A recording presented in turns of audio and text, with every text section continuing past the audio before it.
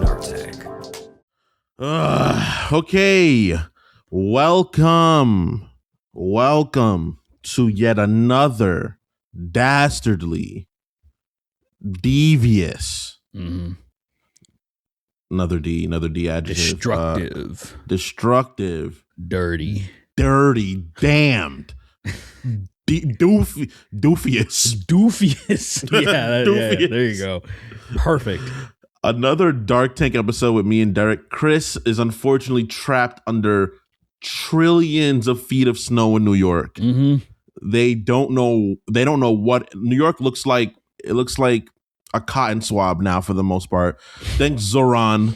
Yeah. Much appreciated, Zoran Mamdani. Fucking, what is his middle name? Hussein or some shit? Yeah. fucking Zoran Hussein Mamdani bin Laden. That's crazy. Muammar Gaddafi, fucking everything.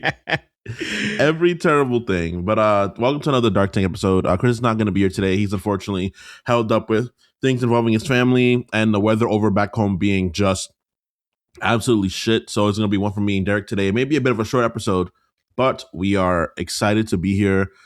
How you feeling, Derek? Hey man, I'm trying to feel good.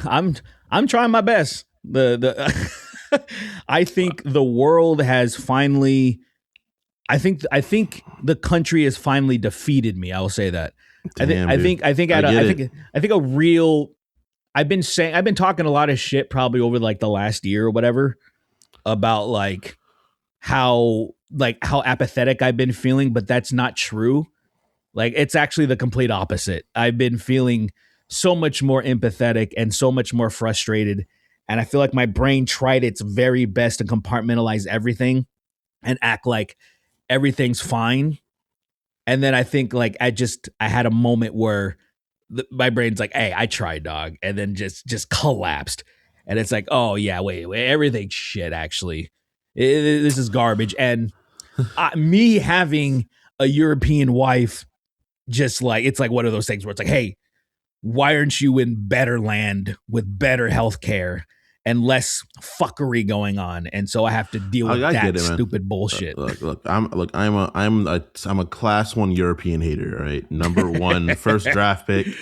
The Europeans, they are the reason why my wonderful family are in this beautiful part of the world. And they're the reason why I speak English. My grandmother speaks Spanish. It's a fantastic combination of things. But I think there are. Hey man, free healthcare sounds good, man. It really does. All I gotta say, free healthcare sounds interesting, bro. That's all, man. I think Europe has its problems. I'm not a Europe stan at all. But I understand people would want to go there, especially right now with America being just a laughable mess. You saw the State of the Union he gave, where you get up there, and he was like, "They're crazy." Like he sounds like what's the name of that dog that talks like this? That's always kind of droopy and sad. Yeah, Droopy. He sounds like Droopy if Droopy was fucking trying to recite Hitler-esque fucking things. Just not enough energy, blaming everybody and their mama, and it's just like, brother, just. Gotta be honest, I didn't watch. Away. 1 second of it because I did like I'm to the audience, I'm not even joking. Like I had like a little bit of like I don't know what you would call it properly. If you would call it like I don't know if I'd call it a mental breakdown. That sounds maybe like a stretch, but like I'm in a moment right now where I'm trying my very best to not watch anything related to the state of this shit world, and it's hard. Because like even when like say the last episode we did, where I'm like, all right, and then we talked a little bit even about Xbox and the state of gaming moving forward, where I'm like, bro, can I just like I want some good shit right now.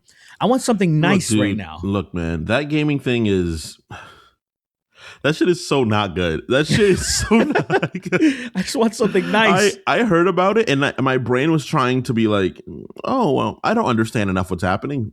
So I'm not going to make an opinion about it. And then I looked into it and I was like, oh, And then and Sony closing down Blue Point too for no good reason. I didn't even hear about that. You didn't hear about that? No, what? Blue Point's gone now. Oh. So I ain't getting my Legend of Dragoon remake. They're just gone. You know what's crazy? Apparently they fucking pitched a Bloodborne remake that Sony shut down. Of course. I was like, I didn't even know Blue Point was shut down. I feel even worse now. I was like, what? Right. Blue Point just got shut down. And I was like, what the fuck just happened? Why? When the fuck did that happen? Was that last year? I know. I think it was very recent. Oh my, wait. So like very recent. So this year what? So Sony is shutting down Blue Point Games, the renowned PlayStation studio behind Demon's Souls and Shadow of the Colossus remakes in next fucking month, March 2026. So they're shutting, bro. They teased when they teased. So they put in a Souls. This was on Twitter. They had a Souls fucking cryptic message, and also they had a Legend of Dragoon cryptic message because they used the word Dart in there. And you would never use Dart unless you were referring to Legend of Dragoon. And I'm like, holy shit, they might do a remake. So they did the Demon Souls. Cool. Yeah, Shadow Colossus. Cool. It's gone. So now there's no hope for that at all for me. Where there was one thing where I'm like, maybe at some point they'll do it. Maybe at some point, and I'm just like, bro, and I'm telling you, I'm trying to feel good, and then you tell me this information right now. I'm sorry, bro. I didn't do it on purpose. I thought you would know about this, man. You're up on the gaming shit. So dude. I've been really trying to, dude. You know how bad it is right now. How I feel. I don't think I'm gonna play Resident Evil Requiem day one. What, really? I just don't, dude. I don't. That's the last of the happiness. That's like, dude, that's what's keeping me going. I don't feel good enough to enjoy it. Like I feel. Oh my god, bad. Dog. You know what you sound like? You sound like you're having a depressive episode. Man. I am. As a person with that problem, with that clinical diagnosis. I think you're just having a serious depressive episode. I'm pretty positive I am, and I think I need a lot of things. I think I need to be like a normal human being and probably cry my eyes out. I probably need things that like I would need to trigger it though, because it's not natural for me, unfortunately. That's crazy. Look, I'm not a crier either. Honestly, if I'm talking shit, I don't cry. Yeah, I really don't do that. Yeah, but I think sometimes you just need to be sad. Like losing my grandma this year, I thought that was gonna be my make or break moment. That was either gonna turn me into like. I was going to turn into Bane from The Dark Knight Rises.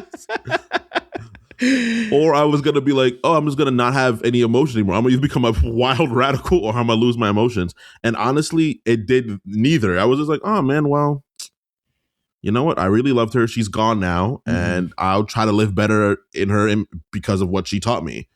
And I've been like not anywhere near as sad as I thought I should have been. That must have been tough, man, because that was dragged out for a long. How fucking long was that dragged out for? I was waiting for my grandma to go since 2022, man. No, well, I found out she had dementia in 2021. Okay. Like it was like confirmed to me she was going through. She had dementia probably way earlier than that, and that's when I found out she had dementia. It was like an undeniable diagnosed proper. She had dementia. What sucks, the part that burns me the most is knowing that I saw signs of it.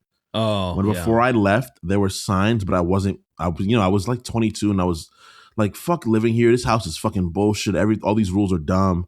And I left without being a proper, like I could have done better, but hindsight is 2020 in that. And I don't blame myself. I just understand that like now I'm hyper observant and stuff like that. And it's actually kind of bad. Yeah.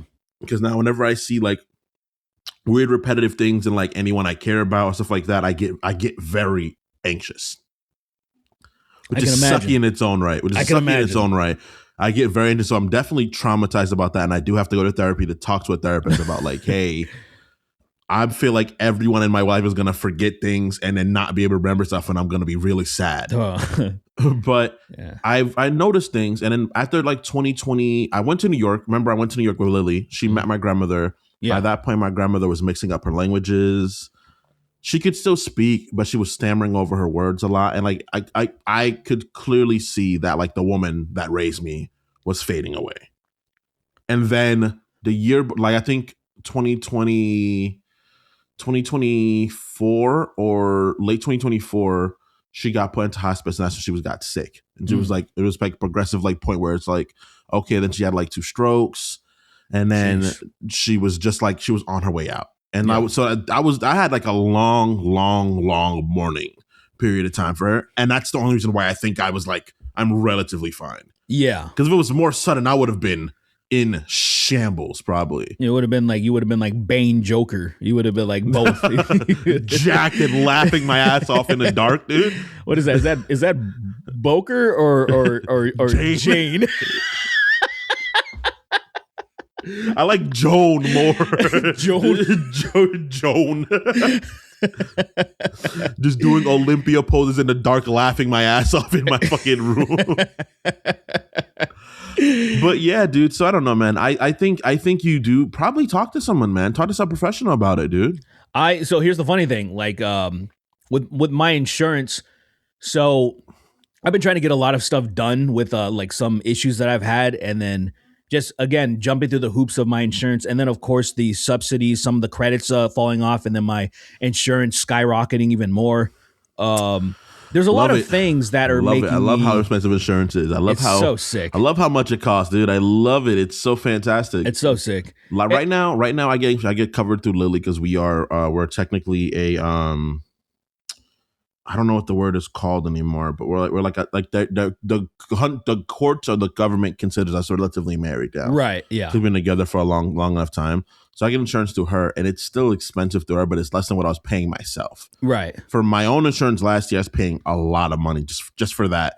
That's why I go to doctor whenever I feel anything. I'm getting my fucking money out of my insurance. I fucking cut my leg on purpose sometimes, and I'm like, I need to go to the doctor, and I go there, bro. And I do it. At one point, I was because they never updated they never required me to update my information. So the information I submitted when I first got on, my shit was completely subsidized, and I was paying nothing for. This was like. I don't remember the last time I had it, but they never update year and year. They just kept renewing it, and I didn't have to like update that I was making more money. Like when the Snark tank started making more money. Yeah. And it wasn't until I got married, then they were like, "Oh, your incomes together fucked everything up," and then I got kicked off. And they went through that shit. They were like, "Excuse me, sir." Yeah. Sorry, Black, but you're making too much money to give you anything for free. And I was like, nigga, it's not like I just get her money. It's not like all of a sudden the money that she's making is just mine now. Yeah. Sorry, nigger. I was like, bro. You gotta bleep that out. It's a regular episode. It's not on a Patreon. You cannot say that right now, right? Let's be I said bigger. Also chill. I'm trying to get us a manager and sponsorships, all right? I'm making moves. I'm making moves in the dark right now. Hey man. Don't misbehave. All right, let me find this. Let me find this timestamp. Well, we did 13 minutes in. With 13 minutes in, look at that timestamp. We got to be good for a little bit, okay? We got to show them that we can make jokes that's outside of the racial ones. That's when they're in. It's too late. They're already here. You know, they can't do nothing yet. Look at that. 13 minutes inward. Hard R. Like, easy. But right now, I don't know, man. I get it. I get the feelings of dread in the world, but I want people to understand that these are the moments where our country's defined. I think that the powers that be are really fucked. And I think me being, I'm a radical person. I don't think that we're going to vote this problem out anymore. I don't think we can do that. I think voting this problem out it's too widespread. It's too deep seated. I think we need radical political reform, like ASAP, because of the fact that right now, for people to even defend the president, that's a huge problem. That should be like, no, he's involved with this. He's even too close to being involved in it. That's for me. Like, even if I'm not doing anything, even if I'm not involved with it, right? You can't put me too close to criminal activity. I'm just not near it. Yeah. He's too close to begin with. He's not a person that should be president. And I think America has failed in that instance. We've absolutely failed. The people that voted for him, though, I think a lot of them are waking up to how horrible it was. But clearly, a lot of them didn't understand it because they were not people that were under attack by these problems. And now they realize they are under attack by these problems. which yippee, black, gay, immigrant people have been saying he's bad for a long time, and everyone ignored it. But now he killed 2 white people, so everybody's like, this guy's horrible all of a sudden, which is, hey, I guess better late than never, I guess. I don't know, man. Still seeing people justify that shit. Seeing the good old boy people that love guns and the. I'm not. But I get it. The issue that, like, I would say reasonable people are outnumbered by, like, I would say 3-1, 7-1. I don't know. Keep going. I feel like that's the thing to me where when we talk about voting, where that's where I'm kind of like, oh shit, we can't, because the incumbent, it's always going to be an issue. It seems like because even if we get somebody really dope, they're still not going to codify stuff. They're not going to do the things. They're not going to make sure that laws are passed so this fuckery can't happen anymore. So it's like, even when that happens, when good people come in, say, for example, universal healthcare actually makes it in. We have a single payer system and it's the fucking government, like the rest of the developed world. Well, some other asshole's going to come in from the right and just dismantle it. I feel like, well, what is the fucking point? To have good healthcare for a few years? I think I don't know, man. I'm not the person that's skilled enough in spirit bomb the whole fucking country, bro. I can't do that, dude. My nephews are here and they're good. They're good. They're really good.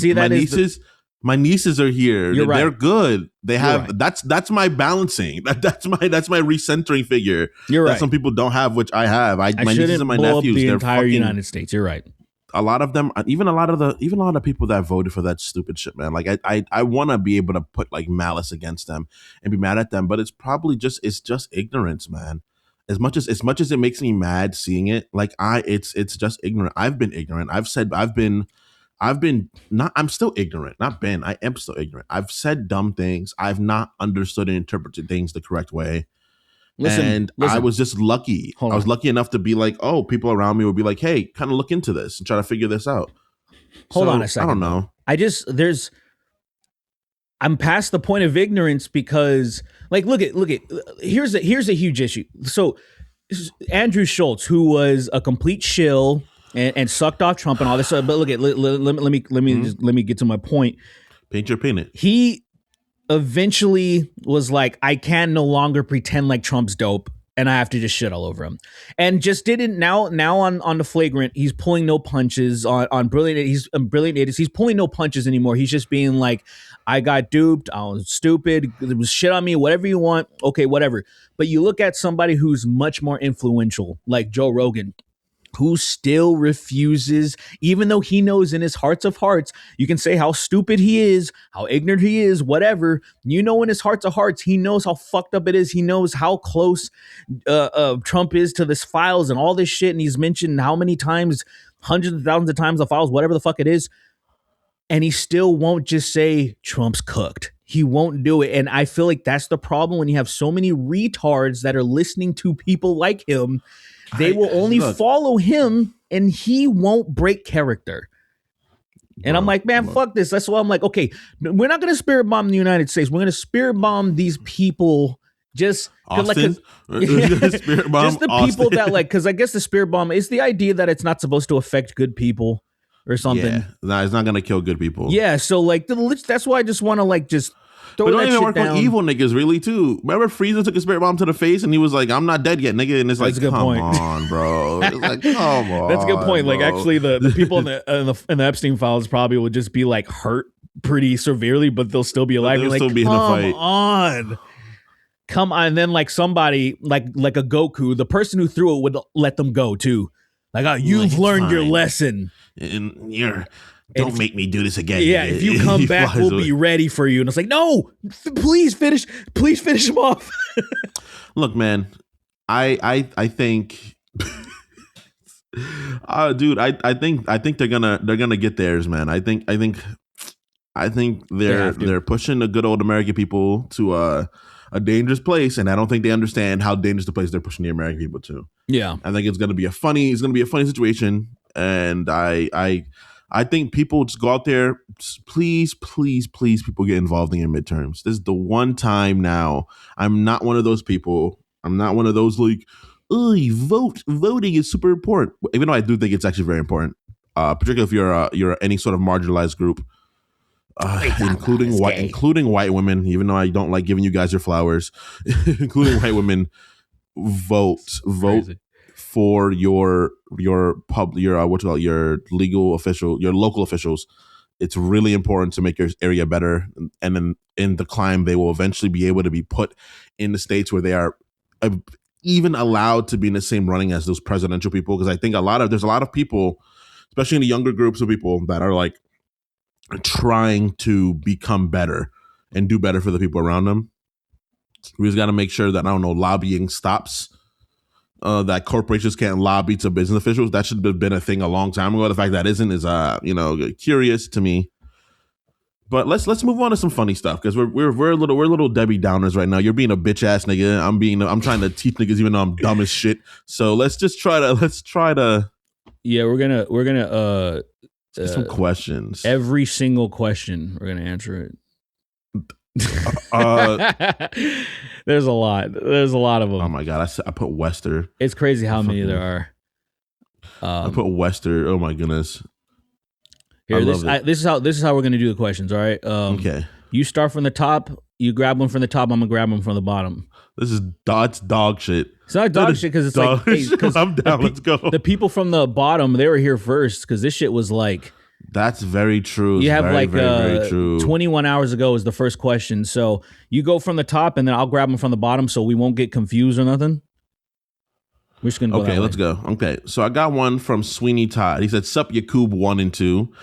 I'm doing a bit of a writing project, and I'm curious to hear your ideas on what are some underrated or overlooked minor superpowers that could be overpowered. For example, I think the ability to vibrate anything could have a lot of uses, especially on internal organs. Keep doing good work, guys." Okay, so a minor power that could be useful that isn't used too much. What about And there's a lot of minor powers. The problem is that a lot of minor powers are coupled with major powers, you know? Like Spider-Man sticking to anything is a fucking really useful power. Especially you can make other people do shit like that. Put somebody on a car and then just accelerate the car down a hill and just let them get shit. That's crazy. Or you'd be able to like adhere subjects to each other so things won't break. Like stuff like that. Like that's a dumbass little power that would be very useful.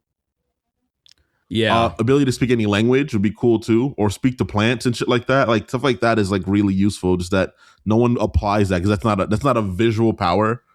So you can't really see it happening, how useful it is.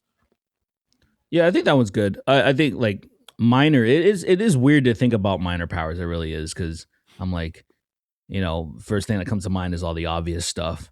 But those are major powers, everything's like, oh, I can fucking fly. I can throw Dominicans into the sun. I can fucking Dude, I don't know why I'm getting so many Dominicans on my feed on Instagram. I think it's my fault. Is it? I think Instagram thinks I'm Dominican or Mexican. And I'm like, nah, you're close. You're in the right ballpark for one of them. One of them, I look like one of the other ones. Yes, I look exactly like one of the other ones. But no, I'm not. I'm neither of those. Yeah, that's weird. Let's see. I think. I don't know, man. I'm trying to think of like I'm trying to use an X-Men, for example. Like someone from X-Men, I bet they have some of their mutant abilities would be considered a minor like power. Like it would be like something very small. And I was like, oh, that's really fucking useful. minor power. I think the most minor power in the X-Men is probably just like, it's probably like Wolverine is one of the minor ones, honestly, compared to how fucked those niggas are. But I would say his healing capabilities. Yeah, his bone claws.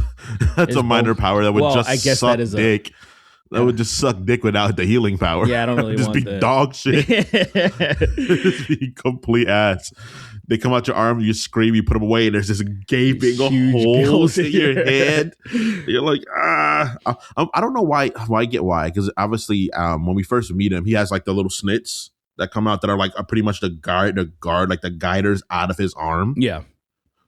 He'd also have huge forearms too in general, just to place his fucking blades. Look, man, the rule of cool is eternal. We got to stop attacking the rule of cool, because we do that a lot. And of course. It's a bad thing, and I know the world does it a lot, but the rule of cool wins because a Canadian guy that's 5'3", shorter than Chris, that's like 280 pounds prior to having a metal skeleton of muscle that gets angry and heals a lot. It's fucking cool, man. I don't know. I think that shit's fire. Yeah, I don't give a shit. I don't need it to make sense, man. I fall into that problem sometimes too, and I'm like, what am I doing? Let's just have fun. Exactly. He says round, he dives at people. That's fucking sick, dude. Yeah. Okay, let me go. This is an interesting one. This person's Young LaFlame, he in Dicko mode. Nice. Oh my God. He says, I asked Chris this question, so I'll ask you guys too. What are your thoughts on gacha games? I've been playing Fate Grand Order since I was in middle school, and I just now got into Umamusume. Both are really cool, and you should check them out. They sound extremely anime coded. There's no way I'm playing a gacha game in the big age of 31 years old in my life. There's no way I'm playing. There's no way in my life that I, Kingston Jameson, am gonna play a gacha game. Well, that's insane to me. That's ludicrous. They got me, man. They got me. I fucking 2019. They were like, "Hey, try out Raid Shadow Legends," and I'm like, "Oh, this is Raid a gacha game?" Yeah, absolutely. At a technicality, it's probably the gacha game probably now. It's one of, I would say, outside of as far as a westernized, there's nothing even remotely close to it. Who's that nigga that died recently? The guy that was involved in like Call of Duty and shit. I know who the person is. I don't remember their name. I can't remember his name right now, but like even that dude was fucking playing, and he was one of those Kraken niggas that was like pouring like $1 million into his account. And I'm like, that is so crazy. I'm like, you guys are the reason why these games are shit. You know, I'm like, because they pour all their money into it. And then so they make it like, say me, I can casually play in the background. I've been playing it for so many years that like my account is pretty big now, but I can't compete with anybody on the top levels because I don't spend the type of money that those motherfuckers spend. It's trash crazy experience. I look at some of the like points that people, it'll be like this. All right, here's all my resources. And for this tournament, I accumulated like 8,000 points. And then I'll see like the global leaderboard and it'll be like, say, 300,000. I'm just like, I don't even know how, like the amount of money you would have to spend to get 300,000 is like a mortgage payment or something. Or like, I don't know people. The fact that people like, I play card games, so I'm not gonna act like I don't put money into games. Like I play card games and I usually play them competitively. So I'm putting money in these games. I'm not gonna act as if I'm not, like that's, but the way some people like really put money into like for me, it's just stupid. It's a dumb argument, all right? But at least for me, card games is still a degree of art to me. There's still people making these cards.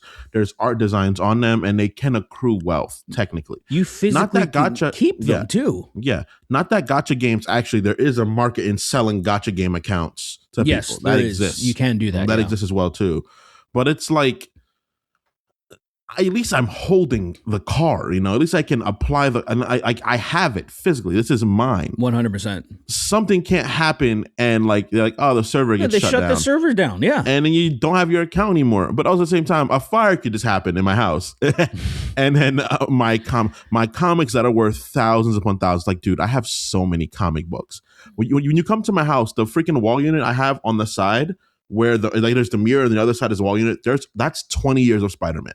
Mm-hmm. That is a lot of Spider-Man comics right there. And then in the freaking like lower part where all the games and everything are, I have like at least like 1,000 comics. That's a lot of money spent that I was buying when I was dirt poor and not being able to pay my bills. Don't be stupid like me, guys. That's really fucking dumb. It's really fucking dumb what I was doing. Yeah. But like that's a lot of comic books, and that's art to me relatively. That's like those are like pieces of art. People may not agree. I understand when people don't think that way, and I get that. Yeah. But those are pieces. For me, gacha games are just their digital, which is still their art in their own way too. So I think I'm just being like, oh, it's a gacha game, it's attached to anime, it's dumb and it's gay. But like in all fairness, it is kind of technically the same thing. There's a big element of that though, because there's other people have tried to get me to play other type of games like that, and they just don't. They don't look good. They're anime. They're stupid. I just like the only reason Raid appeals to me at all. The gacha mechanics are the thing that obviously pisses me off the most because it allows me to not play the game. I want to actually play. Like they released a new mode, a hard version of a thing that existed before, and because I'm not a whale or Kraken or whatever, I can't beat it. And I'm nowhere near, and literally I don't think I can ever beat it because it's one of those things where I see the content creators people that make content for the game, they get like packs of shit on a weekly basis. So they're able to beat the stuff. And on top of that, some of those people spend thousands upon thousands of dollars a month. And I'm like, bro, you guys have made this game impossible for a casual person like me to compete at the higher levels, even though I know I'm a better player than a lot of these people. Because like it's like chess. These turn-based type of games that this one's a turn-based one. And I'm like, I'm looking at some of these people do live arena, like they're doing live PvP, and I'm getting mad because I'm like, you're fucking retarded. Like if I had your account, I would smoke every person that you fucking face. I don't have your resources and I don't have those champions. But like I see these people like they can do well because they just have so much shit. So even without trying, that same thing happens in card games. I see people fucking go. I have the Digimon card game. I've witnessed people go to the world stage, their top 4 in worlds, and make blatant misplays. I've seen them do that, and I'm like, look, I'm talking shit. Like I ain't even there. So I'm talking shit, talking so much shit. I'm not on that stage. I'll be real. All right, I understand that, but you can't be making mistakes like that at that high of a level. It's like the episode with Draymond where Draymond threw the ball. He was like, I thought we were up to LeBron, that famous moment. Oh, and LeBron's J.R. Smith. J.R. Smith. J.R. Smith got the fucking rebound, and then he dribbled it out instead of shooting it, and then LeBron's looking at him like, what the dude, that's crazy. Dude, I think I'm surprised LeBron didn't put his hands on him. I'm like actively. He probably did. He probably went to the locker and he probably tuned him up real quick because I would have lost my mind on him. That's crazy. That shit was insane. Like I would have been like, oh, I have to beat you half to death. I'm sorry. You got to give me either the craziest dome or I'm gonna beat the life out of you. He probably one or the other. We can't have both. I'm sorry, he but him up. JR, he survived because now we know how he survived. He fucking exactly because man, that's it. You got him good. Man, that's a crazy one. That's like you have one job at that moment, and one job at that moment, and you failed. You failed so badly because that like shit is immortalized. If he would have just like got the rebound and did a putback, and if he would have missed, no big deal. You tried. You attempted and you made a mistake. Yeah, you tried. Like you tried. It was that nigga. He went out to the perimeter, and then fucking passed the ball, and then it was not enough time left. And I'm like, that's crazy. All right, we got another one from Whimsic. He says, been getting into rap and metal recently. Any new recommendations from the gayest boys I know of? I'm the gayest? That's man, dude. Rap and or metal. Well, I did see somebody, I don't know. I saw a comment that's around there, and Knocked Loose might be a little bit too intense for a lot of people. And the guy that screams, he has a very weird pitch. It's kind of like, I feel like that's kind of more underground because it's hard to, if I were getting into metal, I would not start with that. But the reason I'm bringing it up is that they did a song recently with Denzel Curry. Oh, I know what you're talking about. Yes. Yeah. Okay. I know that exact song. Yeah. And you know, it's not bad. I was actually, I like Denzel Curry a lot. Zeltron's a cool dude. Yeah. Big fucking nerd. Really, really understands how talented he is, which is a very good thing. I like that a lot. I like that a lot of hip hop artists of that genre. Like, I think the SoundCloud era rappers, look, the critiques about them make sense. I understand what people said about them. I get it.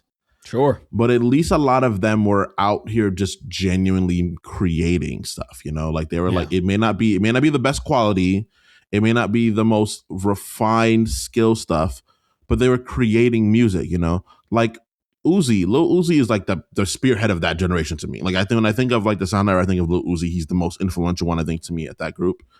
And Lil Uzi is like bringing back like Baltimore bounce music again. Like people are like dancing in clubs because of the music he's making, you know, like bringing back like Philly shuffling. And I'm like, look, you may not be a big fan of his music, but you got to respect the fact that he's literally leading a form of music right now himself. Like he's doing that. Sure. You may not like it the most, but that's a thing you got to appreciate from someone who doesn't have the most skill as a musician, but he knows how to make songs. So that I respect.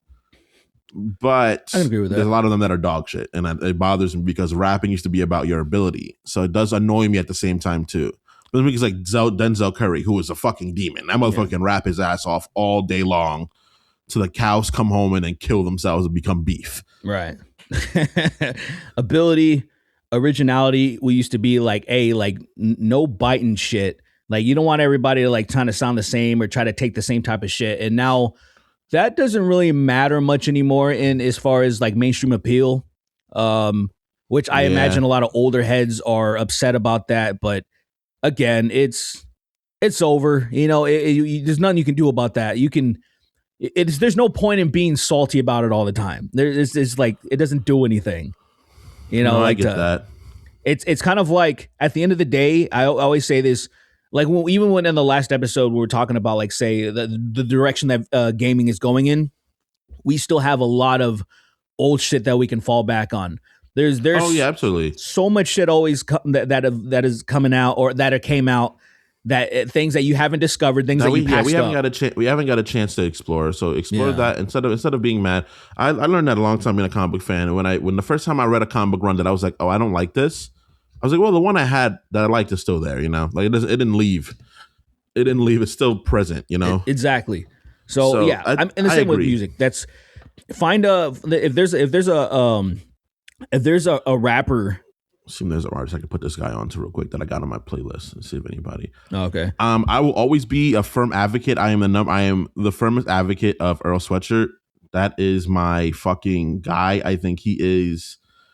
I'll say this: people don't like it. I'll say it to the day I die. I think he is a better rapper than Kendrick Lamar. I'm never gonna get off that hill. I think Kendrick is definitely a better artist. He's made more influential music, but I think Earl Sweatshirt is probably the greatest rapper we've ever seen.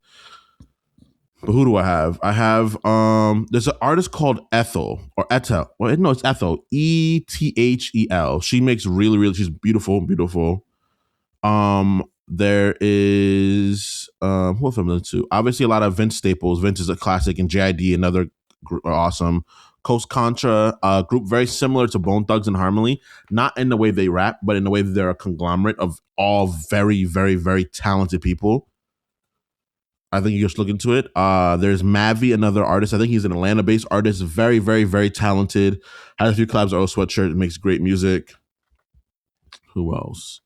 There's a classic Tame Impala. Of course, Party of Two used to be called Group Therapy. They've been making a lot of really, really good moves in music lately. You guys look into them as well.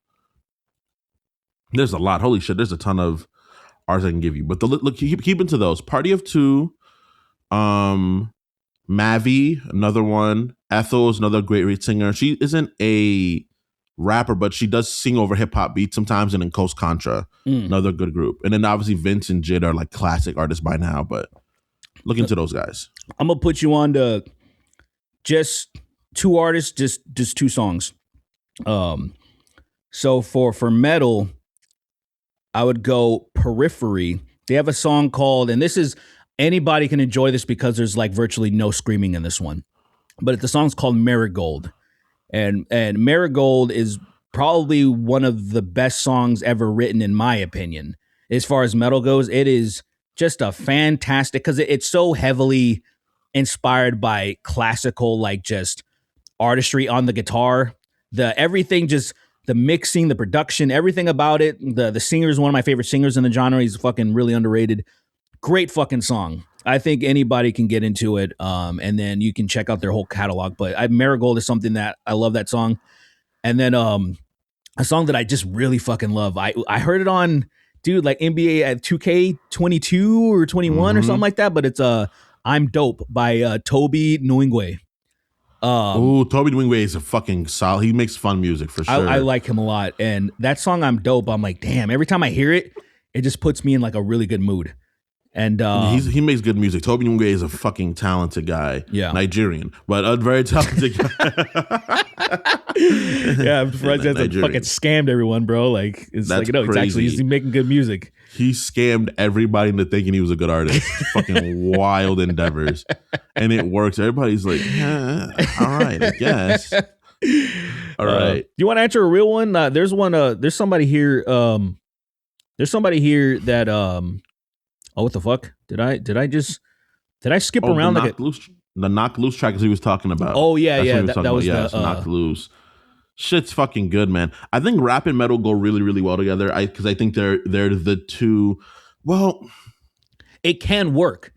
It can work. Because I think rap's natural partner in rock music is punk. I think they're the natural, like, they go together the best because of the fact their origins are relatively the same kind of thing. I agree with that. But I think metal can work with rappers. The problem is that sometimes metal is a little too coarse to get a 16 in at times. I feel like it's like when people are like really, really screaming, it's like, all right, you can't. Some guy's fucking some fucking 4'8" girl smelling her heart out sounds like a demon, and some guy comes in, bars real hot. Yeah, sorry, I can't follow that. She scared me. I was actually frightened on stage. You know what the issue I have a lot of times is the art. It's not. It doesn't. A lot of times, metal musicians will get piss poor rappers, and they're not. True. They don't get to show off. Like, man, like it happens so often, especially on features and stuff. And I'm like, this is fucking ass. And this guy's starting to grow on me.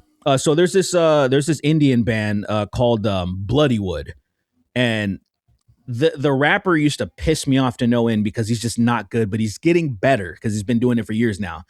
It's starting to become acceptable for me, but it's still, I'm like, damn, I wish a fucking person who was seasoned in hip hop would actually jump on these tracks. So like, there's a song called New Delhi. And like, if you look Indian person, all right, get a good rapper. Get the fuck out of here. It's not okay? about that.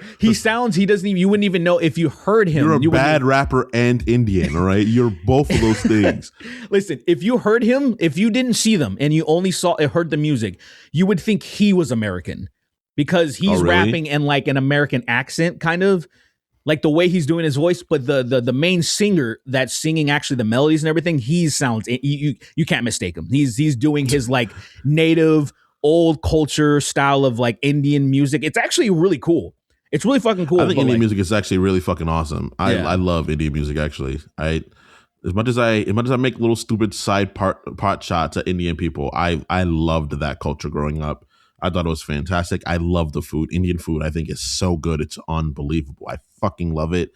I love the celebrations of New Delhi. I think that's what it's called. No, New Diwali. New Diwali is the celebration. They're like big holiday of the year.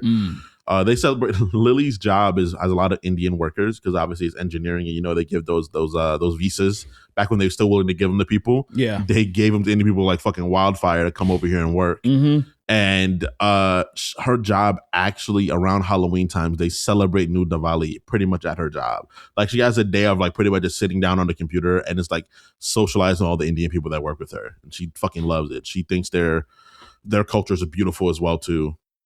So I think I love that shit. So hell yeah. Sorry for all my side comments, my Indian brothers and sisters, man. Yeah, my Tamil and Telugu speakers. Yeah, I know about the languages too. I was really out there. My Gujarat friends as well. Listen, don't know everybody, that.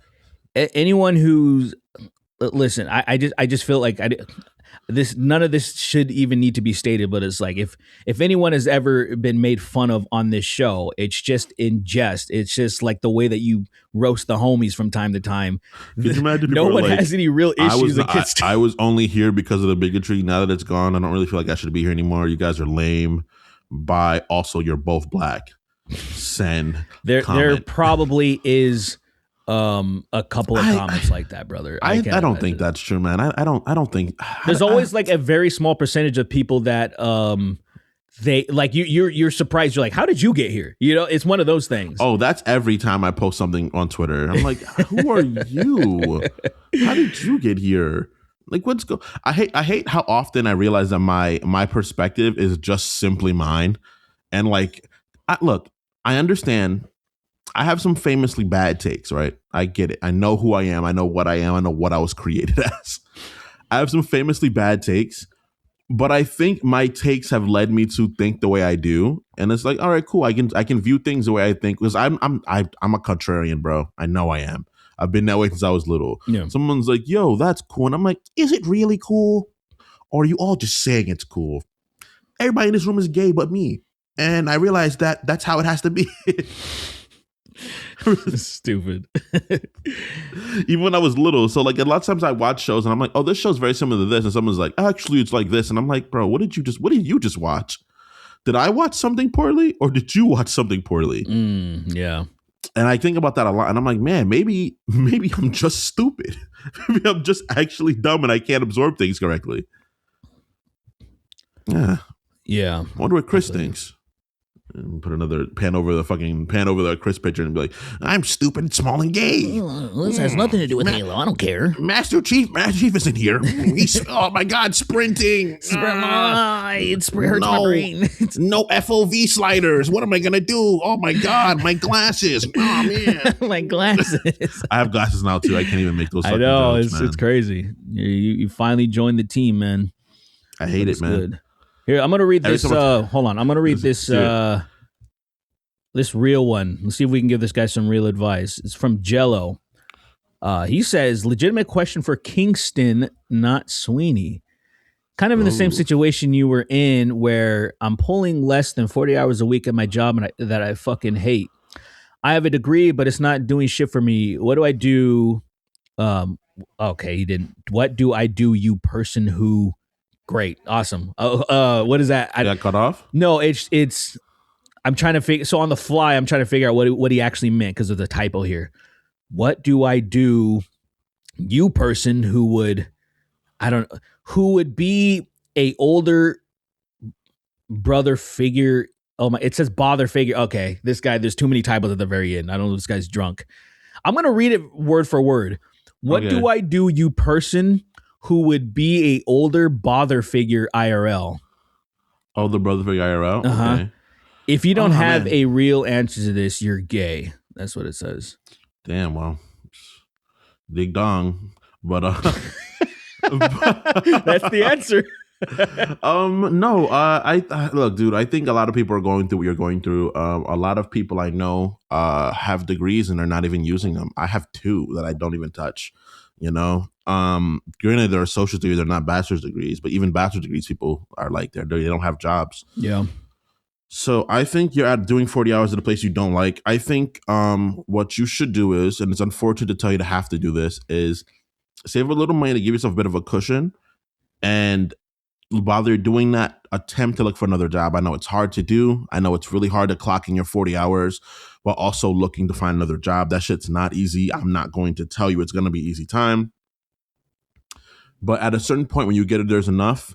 Save up some money to quit your job that can support you a little bit while you're on your search. Because sometimes I do believe you just got to jump ship and leave. Like a lot of people, they get fine with the stagnation that they exist in, where they're in a situation that's not good, but not bad enough to warrant them to jump and run. Yeah. Opposed to sometimes you gotta just leave. One of my closest friends right now is a situation like that, where he is very talented, but unfortunately the job he works at takes advantage of him in a monstrous way. And he depends on the job to make the money if he needs to be able to pay his bills, but he simply just is being taken advantage of. And Derek knows him too. We watch him get taken advantage of by his job, and it sucks. It sucks, and it's like you just need to leave your job. Like that job does not care about you. You are one of their lead people, but they still have you on a contract. Like that shit is ass. Yeah, but I think it's hard. But it's hard to do when you're not making enough to be able to even put money aside. Like I talk from a place of privilege right now, man. I haven't had to struggle financially in years, and that is a privilege that I have. You know, I have a privilege of like when I was working at Starbucks and my life was the light in my eyes was going away. That the podcast came around and it was able to give me the security to like, hey, I'm just gonna leave this job because this job is making me literally want to not be alive. Right. So I would say if you can, try to save up some money, and then eventually, while you're doing that, try to make moves to find another job. But if it gets too much, save up, jump ship, and try to keep yourself afloat for a little while to find another job. I know that might not be the best answer. It's not a magical solution that people probably have not told you, but I think that's probably the best way to go about it. And I wish you the best, man. I really keep us posted about how things go. All right. Listen, I agree with everything you said, but also start OnlyFans. And so post your genitals, and then the other thing is get like get a DAW that has like a bunch of prepackaged like loops in it, and just make a dog shit beef, and then put a beat, and then just put like a bunch of meme sounds in it. Upload it to a distributor, because dude, motherfuckers are making bank by just putting out bullshit like beats and stuff. It's crazy when you go onto their channels and stuff and look at them. Like there's this guy, I can't even remember his name. It's some like Kirk of something 6'7". I don't remember, but he has that Epstein fuck N-word song. And that shit is everywhere. It's like Epstein fuck N-word. It's everywhere. That's on my Spotify playlist, actually. And I'm just like, dog, why am I even trying to make anything real right now? That's basically how I feel. Like I was just like, oh, I'm actually making some songs that mean something to me, and like it's an outlet and stuff, and then I'm seeing these people just fuck around, and I guess you are playing the wrong game of basketball. I am. I mean, it's like the thing. I said late last year that I'm gonna make full gay covers. I'm gonna make the entire song, and then I'm gonna upload them, and then so I can make bank. And I haven't gotten around to it yet because just my brain doesn't work that way. It doesn't like the monetary thing to just be like make the maximum amount of money is not necessarily what I'm interested in. I just want to like do what I want to do, and that's stupid as an artist. Like, artists are stupid, and artists are not more often than not. Artists are not business people. They're not, and that's the thing. You need a team. Like right now, we've grown. I think we're nearing the maximum capacity of the podcast we can grow organically ourselves. I think we're nearing as big as we can ourselves. At this point now, we need a manager with connections and stuff like that. Yeah. That is what we need. That our next step for us to like truly hit the next stage of growing as a podcast. You've been saying that shit. We're not doing bad. We're not doing bad. And we know what happens. What happens is we say that, and then something happens, and we hit like a bump, and we're like, oh, look at that. Look at that. Not doing shit got us this far, which happens every time. That's exactly what it's been, because it has been trending upwards the entire time. Yeah, and it's not explosive growth, but it's growth. It is growth, consistent growth. And we're not people who are very monetarily like focused. So we're like, dude, like, no, it's getting easier to live my life. I don't need, so like we're chilling, that's how our brains work. Yeah. But if we want to really truly grow into what the podcast could truly be, where we're headlining events and we're going on tours, stuff like that, we need someone with connections. Yeah. That's just how we are at the point right now. We need that, Yeah. And it sucks because of the fact that. No, go ahead. Oh, go ahead. TVs. No, I was just, I tried to, the connections thing's so important, because I have a large following on Instagram, so I would hope that some people would answer my DMs, because the more followers you have, your message will go higher to the top of like a requested thing. And when I try to talk to these podcast network things, I try to DM them. They never, I have never gotten, sponsors have gotten back to me about certain stuff, but then usually at some point it'll drop off. Like Liquid Death, I was talking to them and all it was like, but then usually the conversation will drop off at a point. They'll at least, one of these podcast networks, when I try to talk to them, I've sent emails, and I'm like, what the fuck? You need connections to get connected to get into them. in the door. Yeah, unfortunately, you can't just be outside and talk to them. They won't talk to you. Knowing people, unless you're huge, like terminal, right? You need connections. You need people to talk to be able to get you in a door where people are going to even hear you. Right. So that's unfortunate. That's where we sit right now. Where that's what I've been doing the last few days. I've been like, all right, let me try to figure out who I know that knows a person that might know a person to try to do this. And also a lot of podcasts that are independent as well too, which is crazy in the same vein. There's podcasts I know that are huge that people are just not, there's no one helping them. They're just doing it, and that's also in fucking insane they got to that size. Sure. Yeah. But I think because of fortunately the subject matter and we talk about the people that are present on here, we are reaching our critical mass organically. Yeah, there's a few things that because like I compare my podcast or our podcast to pretty much the only podcast that I was really listening to avidly was Come Town because of how fucking retarded it is. It's just it's just literally the homies talking shit, and that was it. And seeing the organic growth of their podcast via their audience, their listeners, they did nothing. Now they did stand up, and then after a while they started getting big enough to where they started actually traveling. They go to Australia, to go places and actually do live shows.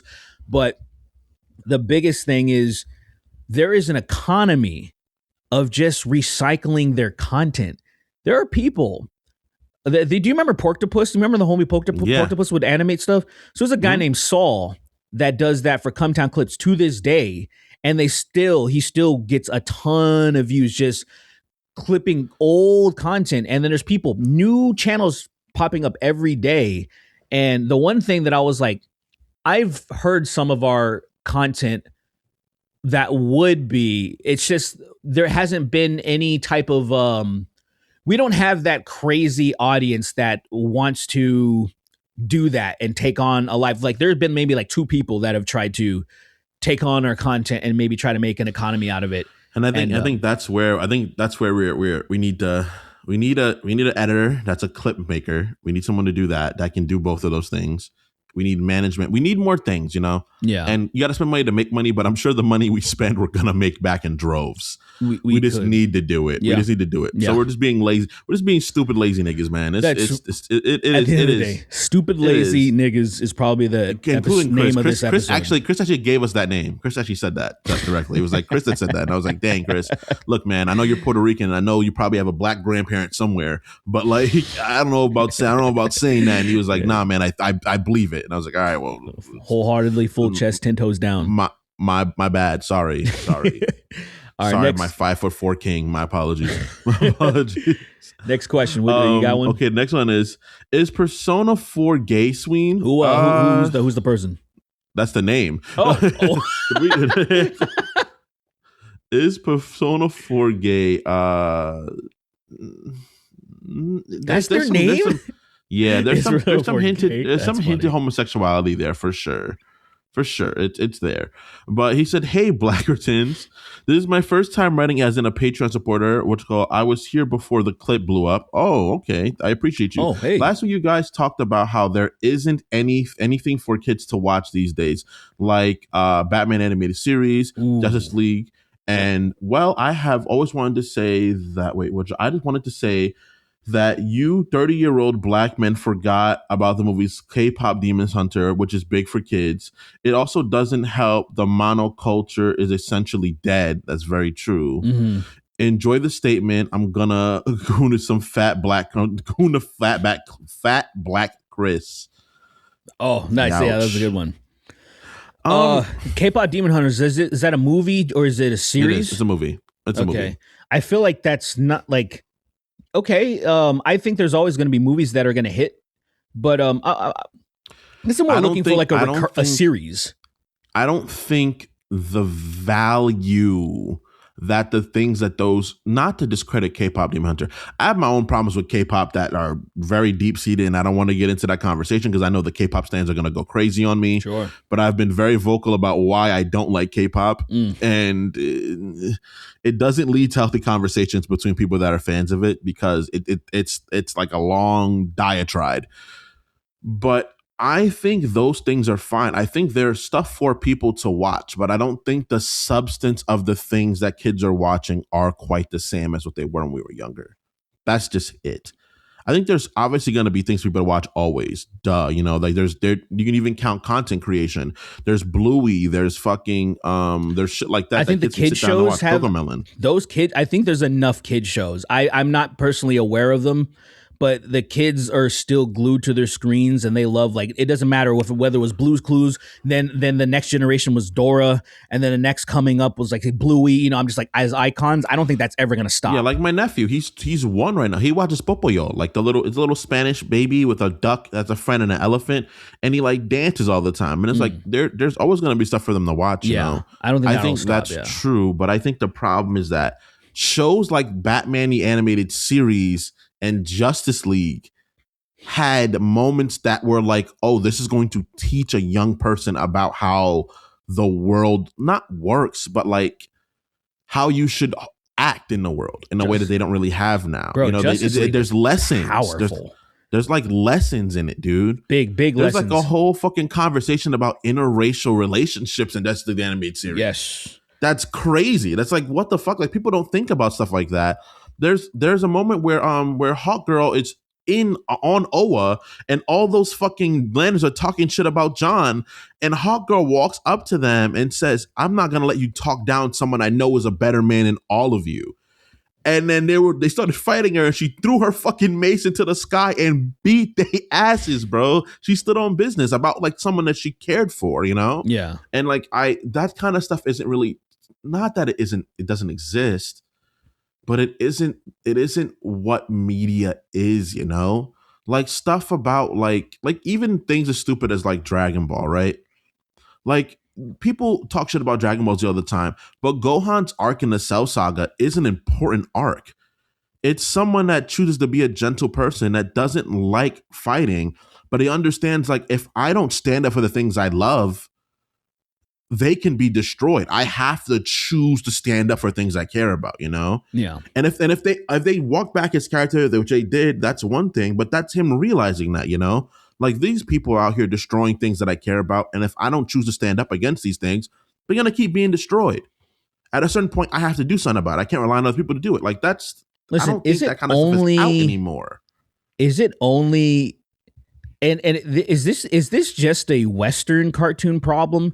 Because you know, like, there's a lot of the amount of animes that are being shat out, and there's people that are swearing by them, that are saying that these are phenomenal. I haven't personally checked them out, but I'm just not hearing anything from like Western cartoons, or I'm not hearing anything. Like, I'm not hearing and that's, I guess, the real thing that I guess we're looking for, because this guy he talks about K-pop Demon Hunters. I don't even know who made that. I'm assuming it's some Asian thing. I'm assuming definitely Korean. Okay, so it is just actually K-pop. A product of Korea. Yeah. Okay, yeah, and Iran.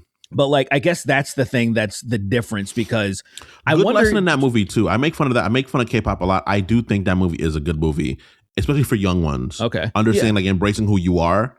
And you're fine who you are no matter where you come from. Yeah. I think that is fine. I appreciate that for what it is. Yeah. But that's not Avatar: The Last Airbender. You know, like, no disrespect. No disrespect. And that's the thing where I'm like, okay, so we're like, that's not X-Men. You know, that's not the X-Men animated series. Like, what? I just feel like there's a mental block, like, for me, since I don't search for anything like that. Stuff like that. No, I get it. And there's a lot of animes that have a lot of like really important lessons. I imagine they have to. The problem is that anime fans suck dick so much. They do suck. So you can't even. So you'd miss the forest for the leaves, the trees. You know, it'd be like, oh, this is a really important story about these things, and it's like, yeah, but like, this guy is power scaling instead of like being like, no, not the like lesson that these characters are teaching you. So it's a mixed bag. We're also old, and we're not watching modern young media, which you said last time. We're not that kind of group. I watch anime, like I would say I watch JJK, and JJK is a good show with a lot of really good lessons in it. That's Jujutsu Kaisen or Kairen. Oh, how do you say it? Jujutsu Kaisen. Kaisen, yeah. When I first heard it, I literally thought the guy has a yarmulke on with a fucking Israel patch on his chest, crazy. And he's like, that's not what I was thinking at first. His hand out for change. He's like, I thought the first time I heard it, I was 16 cents on that. You know, you got fucking 80. You got 84 in your hand. Give me that. Give me that. What the fuck is that show about? What is that show? It's really just Naruto and its framework. So it's a show about everybody's in Japan. There's these things called cursed spirits. Negative emotions manifest as strong enough they become these things, literal embodiments of what called are cursed spirits. And there's this society called jujitsu where there are people that actively in Japan that go around destroying these cursed spirits. And that's the most basic information about it. I see. There's various characters. I think JJK is a great show. I think they had a show episode recently that is one of the best deconstructions of like conservative mentality. Not so much in conservative when it comes to the American political system, but like genuine conservative mentality where it comes to like the idea of patriarchy and how you have to deal with it. Maybe not in a literal sense of the character, what she did, but how it has to be destroyed. You can't work your way through a patriarchal society and try to figure it out. No, you have to actively destroy it. And I think it's very, very well done. It has a lot of really, really important moments. But unfortunately, again, anime world has turned into a very unique place where everything is about why you like the character so much opposed to why the moments are important. So it gets marred by dog shit, but JJK is really good. Okay. Very, very good show. Anybody, you should look into it. I think you'd really like it. I mean, I guess if you're an anime, I'm sure it's a great show because I've heard good things. When I was living in Vegas, I lived with a bunch of anime dorks. Like the main guy, he only dated Asians. His problematic, but his okay. Son is half Asian, and all they would do is watch anime and stuff like that. Is he a black man? No. He is. This guy was a. I think of what we call it, French descent, like his region, his origins, his family. Okay. And then he's just a big white guy and great people. I miss those guys. I was thinking about, I was like, damn, I haven't talked to them since I left, and it feels weird because I lived with them for like 2 years or something. And it's very strange. Like I hate to think about this. It feels like ingenuine to like Lily, but I actually do sometimes just miss living with my friends. Like no disrespect, I do love living here with my partner, but like living with my friends was fun, dude. Like having like a bunch of people to hang out with all the time is fun. I do miss it. Some of the nicest fucking people I've ever met. And I was just talking to JoJo the other day about our situation in how our rent being nothing, being virtually nothing compared to now. Like this apartment is. This area. This is technically a good deal. So for a 2-bedroom, we were paying $2,400, and that's a good deal because in most of the surrounding areas, if you're gonna get a 2-bedroom, it's gonna be $2,800, and that's the average. And so this was like a good deal for some reason. I was like, did someone die in here or something, or is it because the asbestos ceilings is kind of like falling apart a little bit? I was like, we just have to deal with a little bit of cancer. Is that what it is? Just a wee bit. Ain't nothing crazy about that. Nothing crazy because like it's a great apartment. I really like it. The area is pretty cool, except for I'm on a main street, and so every once in a while we live by a lot of stuff, and there's a lot of interesting people passing by that you're like, hey, could you just like go away? You know, people kind of hanging out by our parking structure that. You know, that clearly are on some shit, and you're like, hey, man. Just set traps. Just go across the street. There's a whole plaza of, like, grocery stores and gas stations. Like, we'll go hang out over there. Like, what are you doing?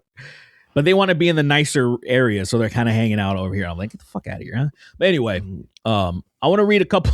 These aren't really answerable things, but I just wanted to read them because, I think you would maybe appreciate them. So John Ron Topher says, hey, Kingston, my forensic anthropology professor is Dominican and Nicaraguan. Should I kill her in the name of Puerto Rico or just keep learning? Why? I don't. What? Pass? Don't kill them. That's a safe answer. That's a good one. And I got a Lee Harvey Lyon versus the Rizzler epic rap battle. Says, I married a black woman and she still won't let me say it. What was the point? Damn, real shit. I love that. What was the point? Imagine. To me, that reminds me of like the like in a way, like say, if you were going to school and getting like a degree, to be a teacher just to become like a pedophile or whatever. Like, bro, you put in all this work and like say maybe you were unsuccessful, like you weren't able to like convince any of the kids to get with you or whatever.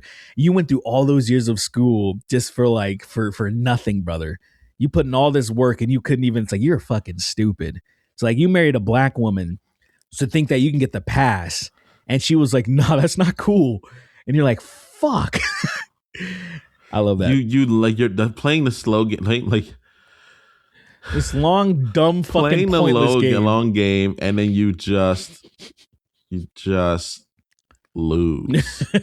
Like you played the long game, and you're like, I got it. This has to work, right? This has to work, right? Like this has to be. And it doesn't. The proper move, and it doesn't work. It doesn't. And in fact, you're like, oh my God. Then you're like, oh, do I leave her?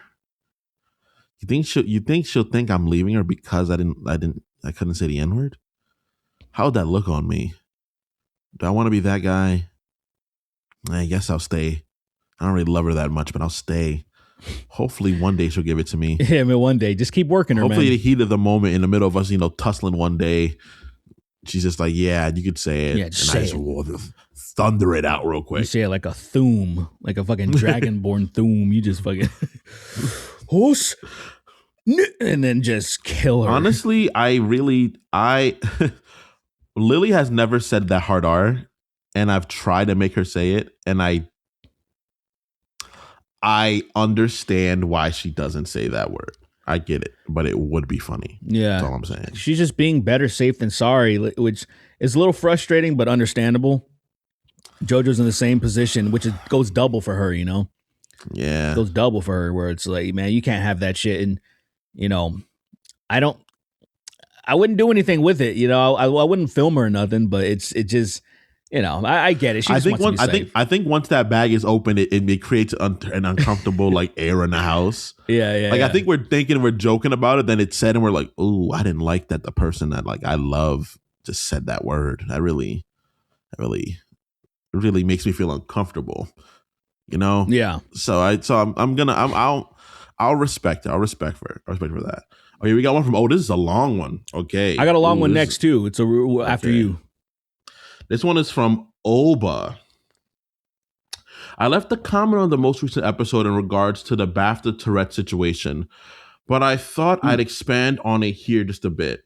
John has a very specific kind of Tourette's that is a 10 to 50% chance of people with it have. I also have this, except I really only whisper or talk my insults while my physical tics, hitting myself, table spitting, makes up the majority of my major tics. Guys, please understand that the N-word was very likely not in John's mind. In fact, with Tourette's, it's usually the opposite. It's saying the thing you want to say the least. Well, yeah. And an example. Didn't we say that? Let's get through it first. Yeah, go ahead, of course. An example: when I was 8, one of my first cussing tics was calling my mom a bitch and a cunt. I was 8. This doesn't mean I believe my mom is either of those things. I had the N-word tick as a tick. This isn't a word I regularly use ever or at all. You can hear the word once and then suddenly that is a new word tick. Tourette's is strange. And this whole situation has made me understand that Americans are uniquely uneducated about it. Also, to add just how involuntary Tourette's is, we all have tics in our sleep. We don't stop. It's constant. Oh man, people get to walk away from us, but we live with this 24/7. I did some more research into the situation of what he has. I think he has a particular form of Tourette's. I can't remember the exact name, but I looked into it, and what this person is saying is exactly true. I entirely reviewed what the situation was. The man that said what he said did not have any control of it, and it is not something that was present in his vocabulary.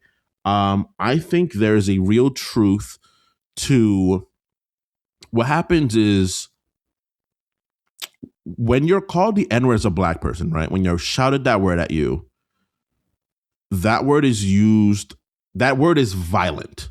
You know, when it's used in a place where you are not comfortable, and me and Derek might not be the best people to talk about this truthfully because of the fact that that word has become comedic to us because we've lived in an era where that word hasn't been used for the same kind of violence as people of the older generation. But that is a word of violence. So what happens is that when that word is used towards you, you are put on guard and you are made to aggress because that word has been used to treat us, to dehumanize us. But in the same time, a degree of grace needs to be given to this person who is disabled. They're a disabled man. Them saying that did not come from a place of hate, and they did not intend to hurt anybody with that word. That something came into their brain, that word came out, and they shouted it twice.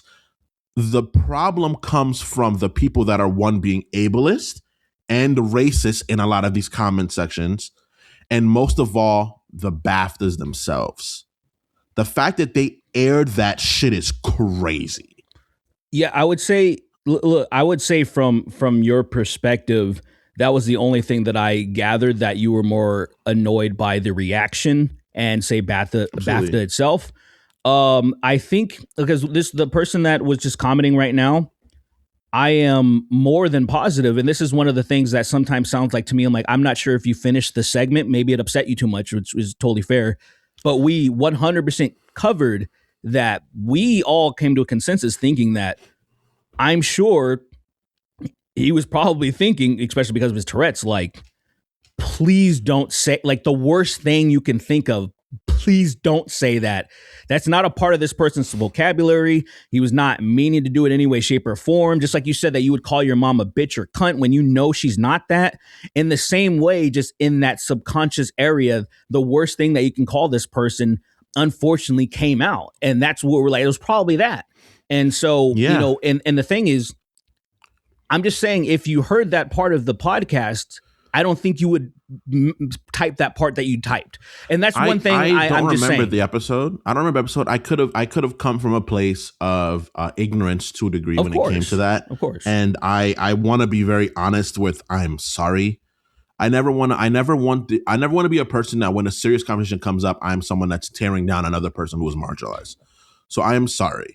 If I said anything that was incorrect or insensitive to you, look, looking into that shit, it made me really understand how, like, seeing people's comments, it just made me really understand how fucked people are towards people that are ableist. I don't consider myself an ableist person at all, but at the same time, there are moments where I just don't understand things. Like, it's constant, you know, where people, we don't understand everybody's journey, especially when it comes to people having Tourette's. That shit looks like a constant daily challenge to just get through existing in conversation, you know? Yeah. And I feel for you.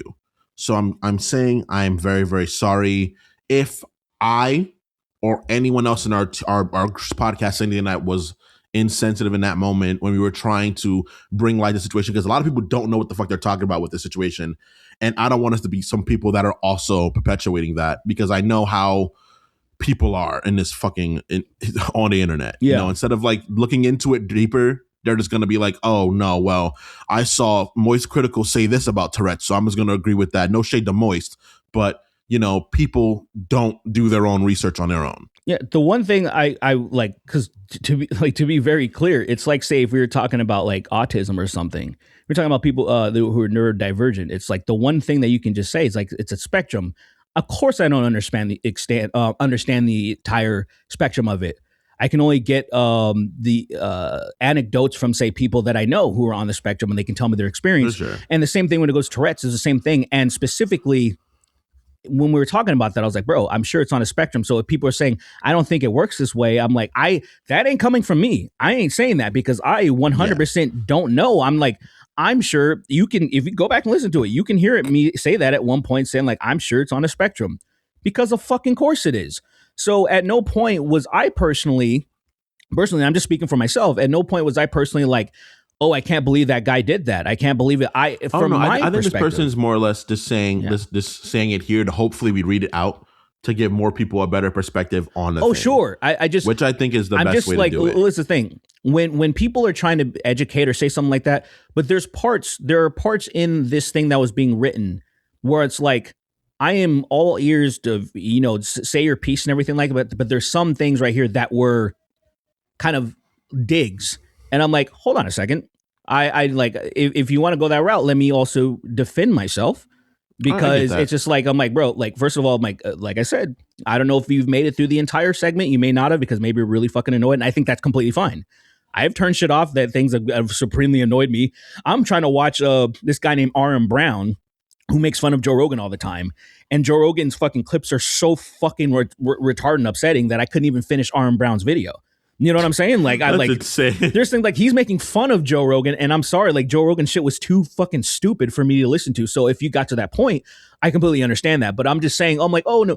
Then there was a couple of things that I from my perspective, I imagined retarded comedy podcasts. There was probably moments of insensitivity for sure. But like, say if you want to talk to us on a human level and be like, well, what do you truly think about this? I'm like, bro, like I think that was an unfortunate moment, and I can't ever begin to understand Tourette's because I don't have it, and then there's a huge spectrum of it, and I'm sure that was a genuine moment and not some people are like, there's no way, because there's people probably like, there's no way that was a not on accident. I'm like, I don't think you can say that shit, and that's why I think on the podcast we said, I'm sure it was one of those moments we don't know, where it was like the worst thing that could come up, and he's like, happens. You gave your example of your mom, and I think that like that was mentioned in the episode. So I'm just saying that like I personally, I was completely empathetic in that situation. I was like, it's funny in a dark, humorous way because of how fucked up it was. Like that shit is always, look, man. My heart. I exist. There inside me there are two wolves. There's the wolf that is like, look, terrible things are funny sometimes, man. Sorry, especially when it's comedic like that. It's the way you have to deal with it. There's man, this is unfortunate, and people need to err with a bit of grace. And I think that is the conundrum of being a progressive person who grew up in the 2000s on the internet, where I exist as both creatures. Where I'm like, yo, dude, someone shouting the N-word, that shit's pretty fucking funny. But at the same time, especially the reaction of what you call it, Delroy and Michael B. Jordan was definitely hard to see, because they're like, oh shit. but they powered through, man. Professionals, professionals. They went through it. I don't know if I would have, because obviously they can't, they can't niggify their pants, start sagging. They get the wife beaters, and a fucking Draco appears in their hand. Like, yo, who the fuck said that? Especially they'd be like, oh, great heavens, and they'd fucking summon the Kingsguard. But that's I think like I really think, and they said like, and I could rewatch it again, but from what I gathered from your perspective, even when we talked about it off camera before we started doing the show, it was like, you were most bothered by the reaction of people, not the event itself. It was like, damn, that was a shitty reaction. And also like, oh, you said that it wasn't live. Like, oh, you feel like this probably could have been bleeped out and cut out of the scene. That's the 2 fucking billion%. That is the biggest problem, is that why was this still put in there? Like, who was this for? Who is this for, to make this man feel like a piece of trash by saying the most offensive word in the English dictionary, or the 2 black men that had to be aimed at him, like at them? Like, what is that? Who was that? I don't know if And then they literally also blurted out Free Palestine too, which is also insane. Oh, right. It's like, what is going? It shows you priorities, sure. And I don't remember if I actually said in the episode, but one thing that I was trying to say is the only thing I can think of is why they would leave that in is because the dude, they were trying to show the reality of what it's like living with Tourette's, like a person that has that version of Tourette's. It's like, if we censor this, it is really just kind of like, is that not ableist to do? Is that not ableist to censor it? And that's the only thing I can think of. And what is worse, not censoring I that? totally understand. Or I'm not condoning. I'm just saying. Look, no, I'm not understanding. I'm trying to understand it. I'm not arguing against your point. I'm not arguing against what you said. I'm trying to do the counterpoint, which right. is no, and I don't disagree though. Like I don't disagree. What's worse? I'm saying, what were they thinking? Maybe this, and then so you're coming with. I think they didn't care. I think ultimately they didn't care. That is a safer explanation. The people that would fund them would have a more bigger problem with them saying "Free Palestine" and the N-word being put on their thing. You're 1,000% I think correct. that's likely what happened. Listen, yes, Occam's razor would suggest that they couldn't care less. Yes, because apparently this is not the first time something outwardly that racist has happened involving the BBC. Sure. Sure.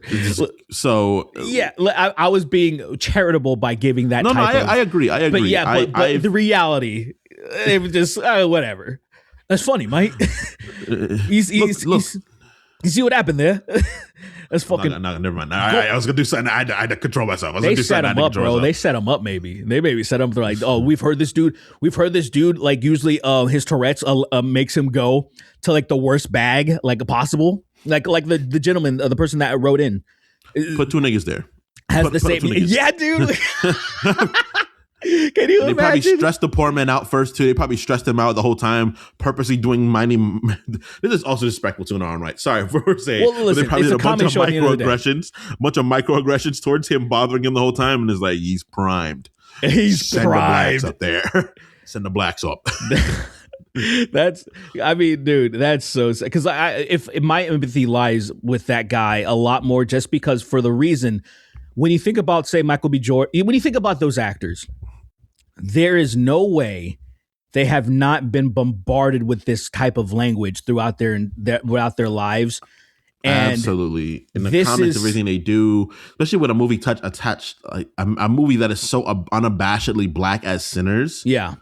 Every comment section on those right wing space is probably full of slurs and all those things. So they had to stone themselves to those words to a degree. Absolutely, which I understand. You have to. And so, like, say if I was up on that stage, what I'd be telling people is like, "Hey, I'll be fine. Don't worry about me."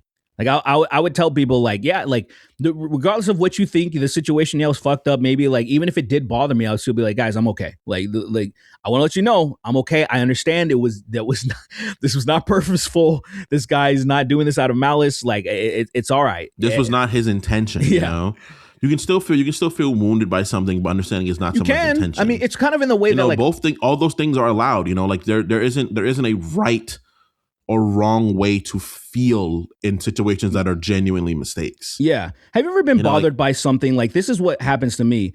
Like words a lot of times don't genuinely hurt me, but it's the fact that you're trying to hurt me is what bothers me. It's intention is the worst part, not the phrases. Like you can say, you can call me the hard R. Technically calling me the hard R won't bother me.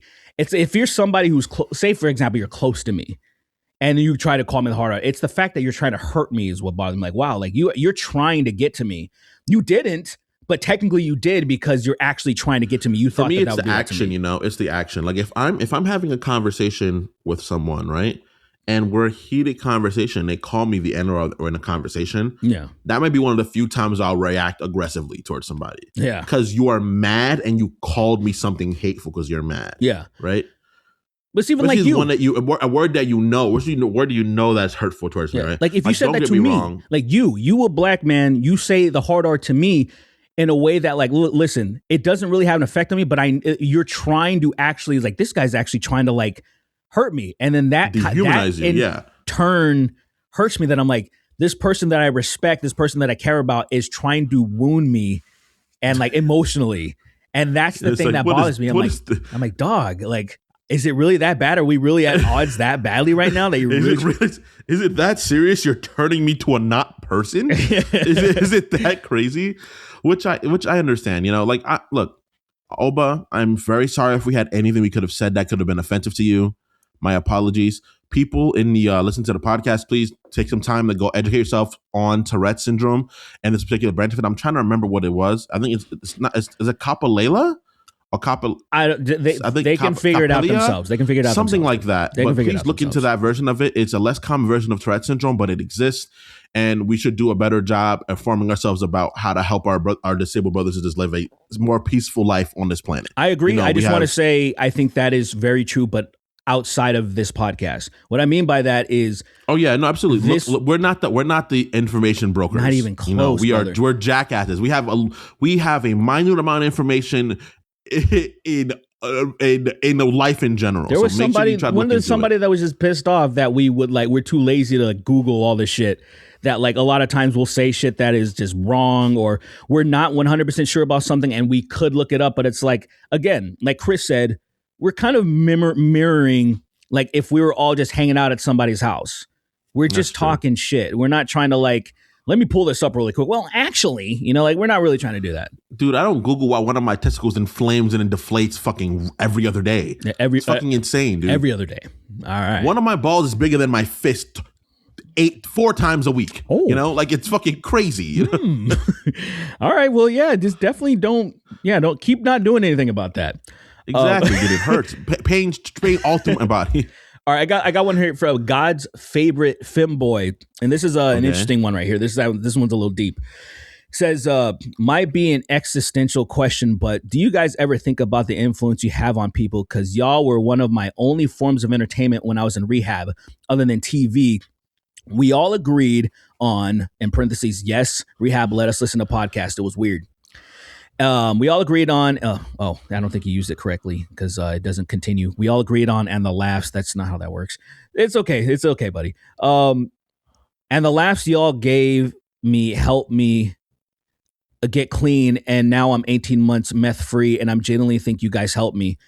That's awesome. I don't think if this, I don't know if this is too existential, but do you guys ever think about how your bullshit might deeply affect people? Like how this podcast, if this podcast goes to shit, I'll get back on meth. Don't say that. I know that's a joke, but hey, just don't say that. Can you imagine? Hey guys, we're disbanding. Well, it's over. And he's like, Dad, nothing matters anymore. And he injects all the meth in the world. Like he fucking swallows like the crystals. He does everything. Dr. Methattan. Dr. Methattan. That's fucking awesome.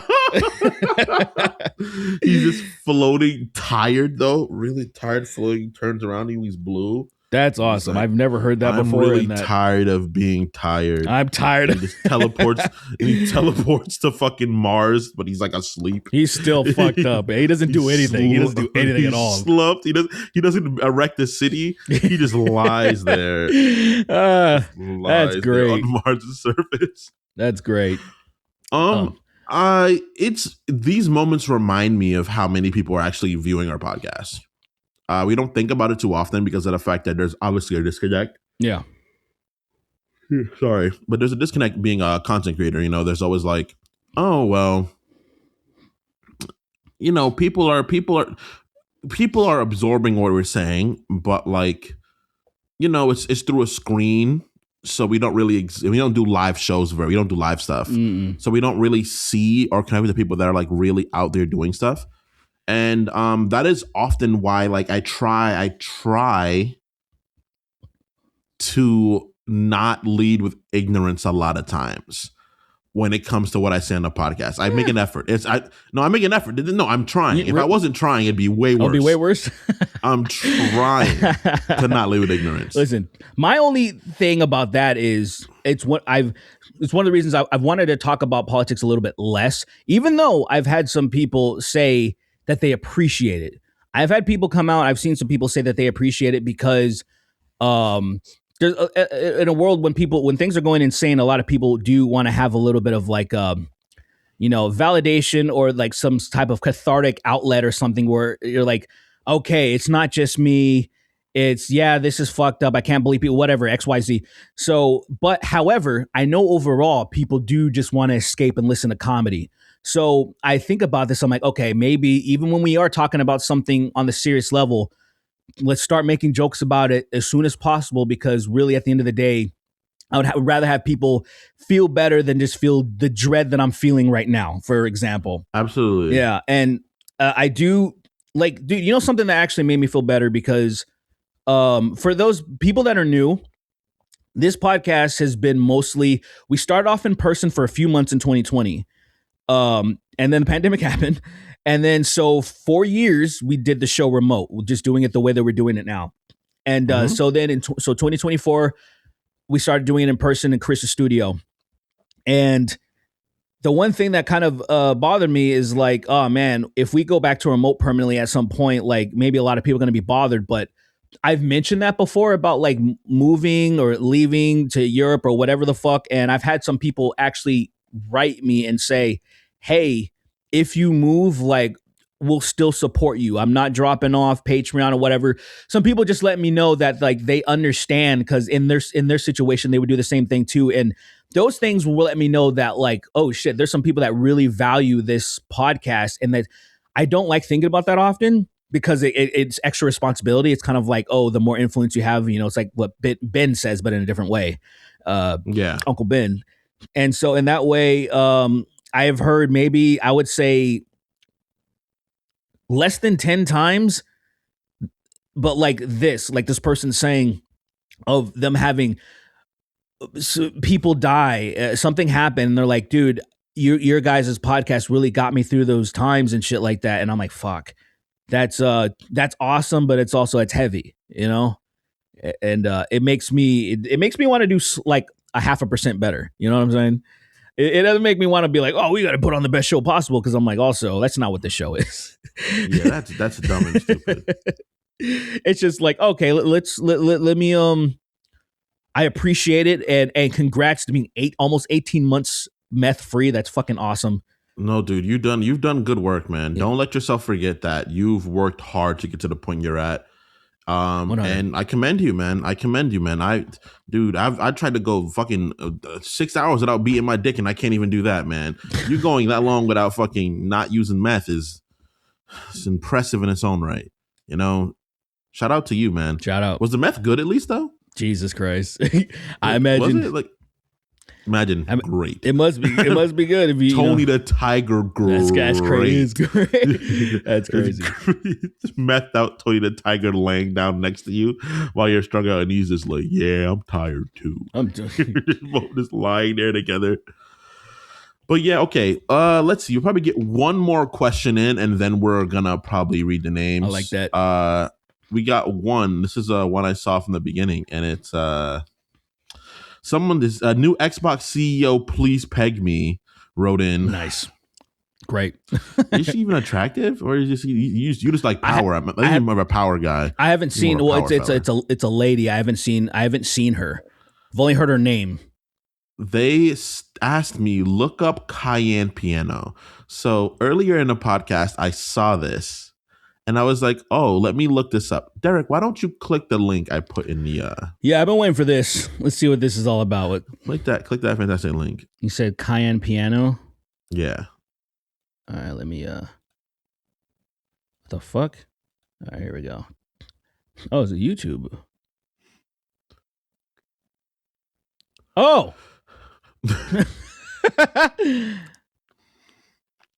All right. So everyone at home, Kylan Piano is an artist, I'm assuming, that does covers of, I actually know this name. Wow. R.G. Lewis. R.G. Lewis. I've heard that before in somewhere when I was looking up something relatively stupid. But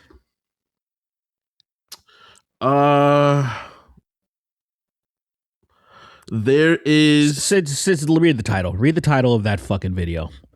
The name of the song is Never Trust a Nigger with a Gun. That is the name of this song. 1886. Can't front... 1886, mind you. By C.S. Livington and J.G. Lewis. So,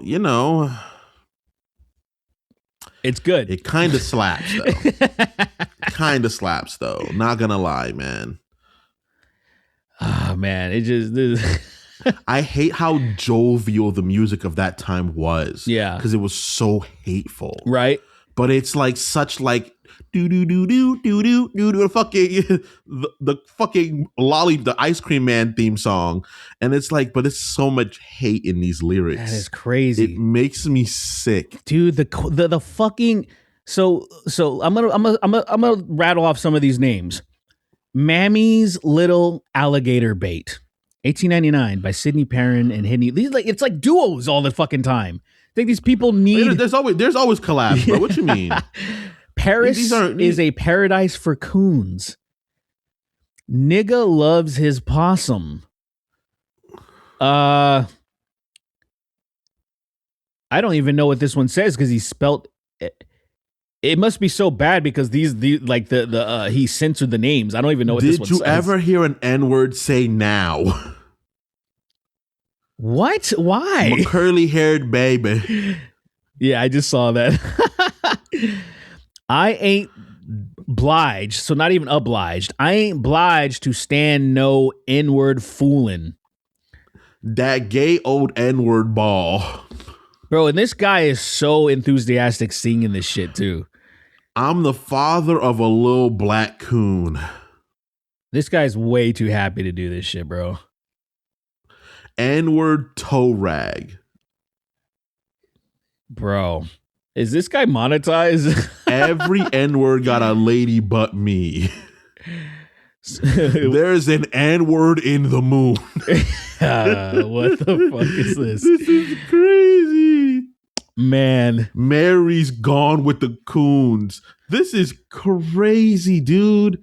Yeah, it's not America's history is so interesting. It's such an interesting, perplexing. This is such a wild country because, like, if you let the country teach you history, you would never understand just how undeniably fused white supremacy is to this country. Like, it's so unbelievably in part of this country's foundation to the point that this country's revolution was created, like, side of the revolution, this country's civil war was based entirely on it, white supremacy.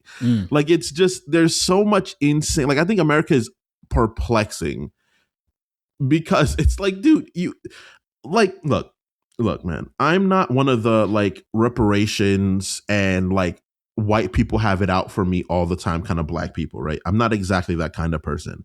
I think the systems are fucking terrible, but I do understand that it's not a people to people problem. It's a system problem. But at the same time, saying that black people don't have this unnecessary energy of like just weight on them.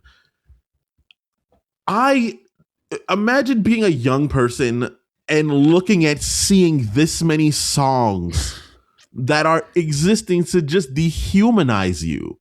Yeah, that's, I mean, look, it's by design. Opening up a textbook as a young black man in history class. I'm sure Derek had the same thought as me. You open the book up and you read about the American Civil War and you read that there were a good portion of this country that did not think you deserved the rights to freedom. That is a thing that I remember seeing that in my brain, like, what? That's real? Yeah, we did. It was, I would say, it was a little bit unfortunate that like how like that they wouldn't go. The funny thing is the most I learned about slavery was I think in my 8th grade.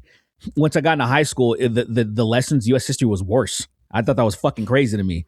Like, we even watched. Oh, of course, because they're at the time where you can get radicalized. That's probably why they don't want to teach you it. Yeah. Like, you're at that like stage where like, oh, that radical shit could really set in, and it would lead to some active little black kids. So they're like, let's not teach them all this stuff. Yeah, it was pretty nuts that I was like, oh, okay.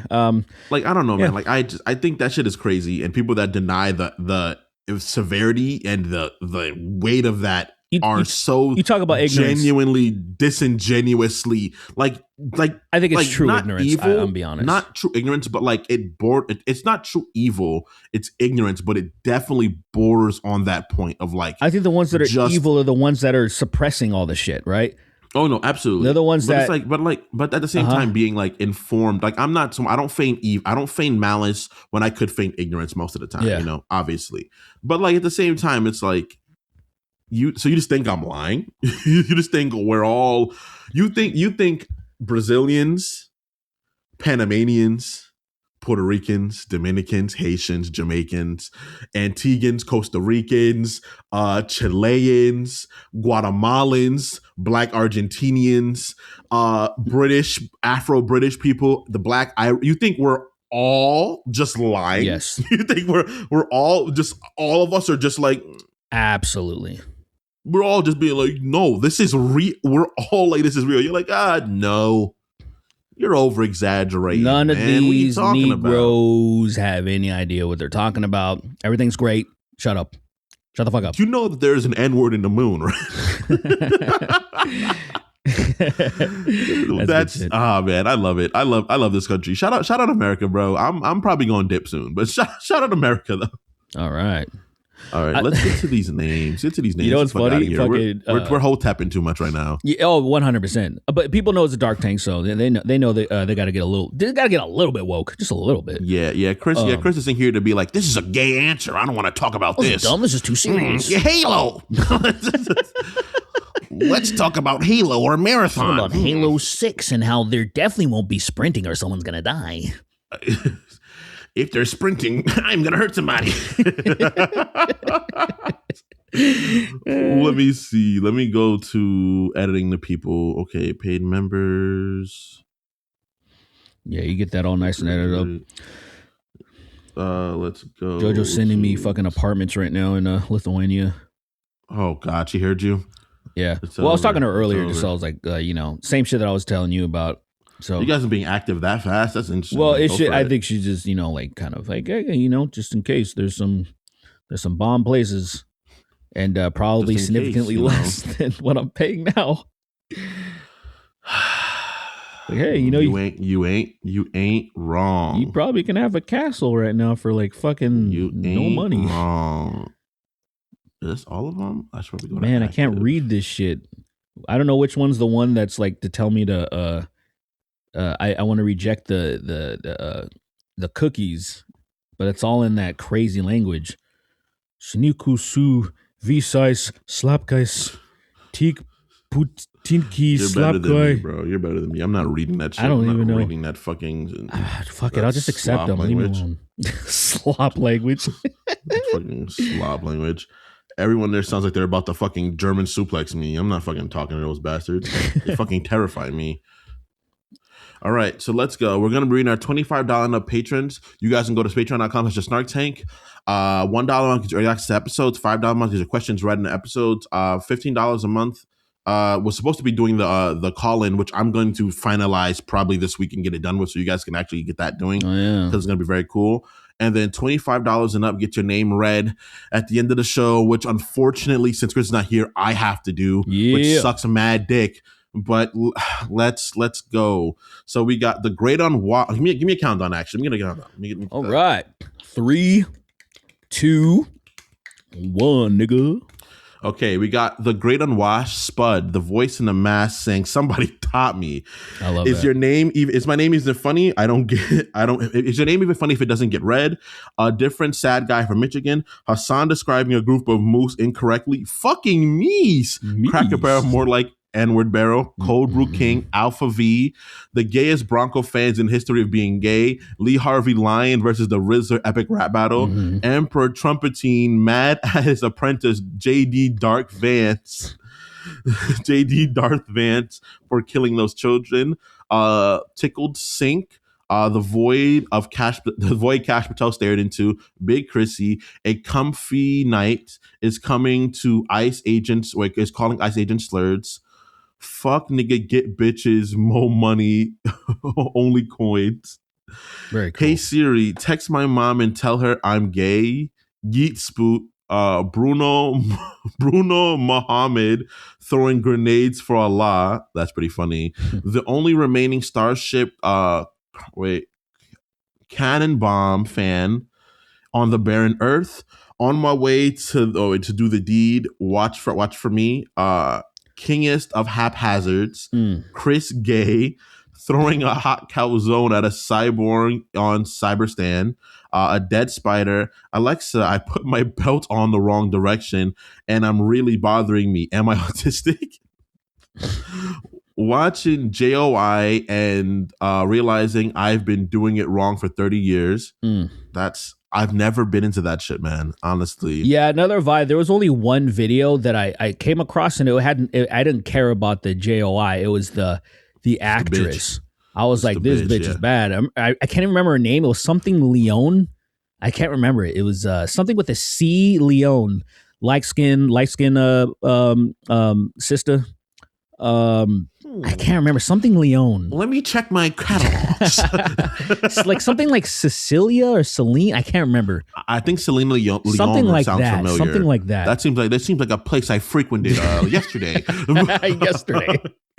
Welcome to the 6/10 podcast. That's a crazy poll. That's insane.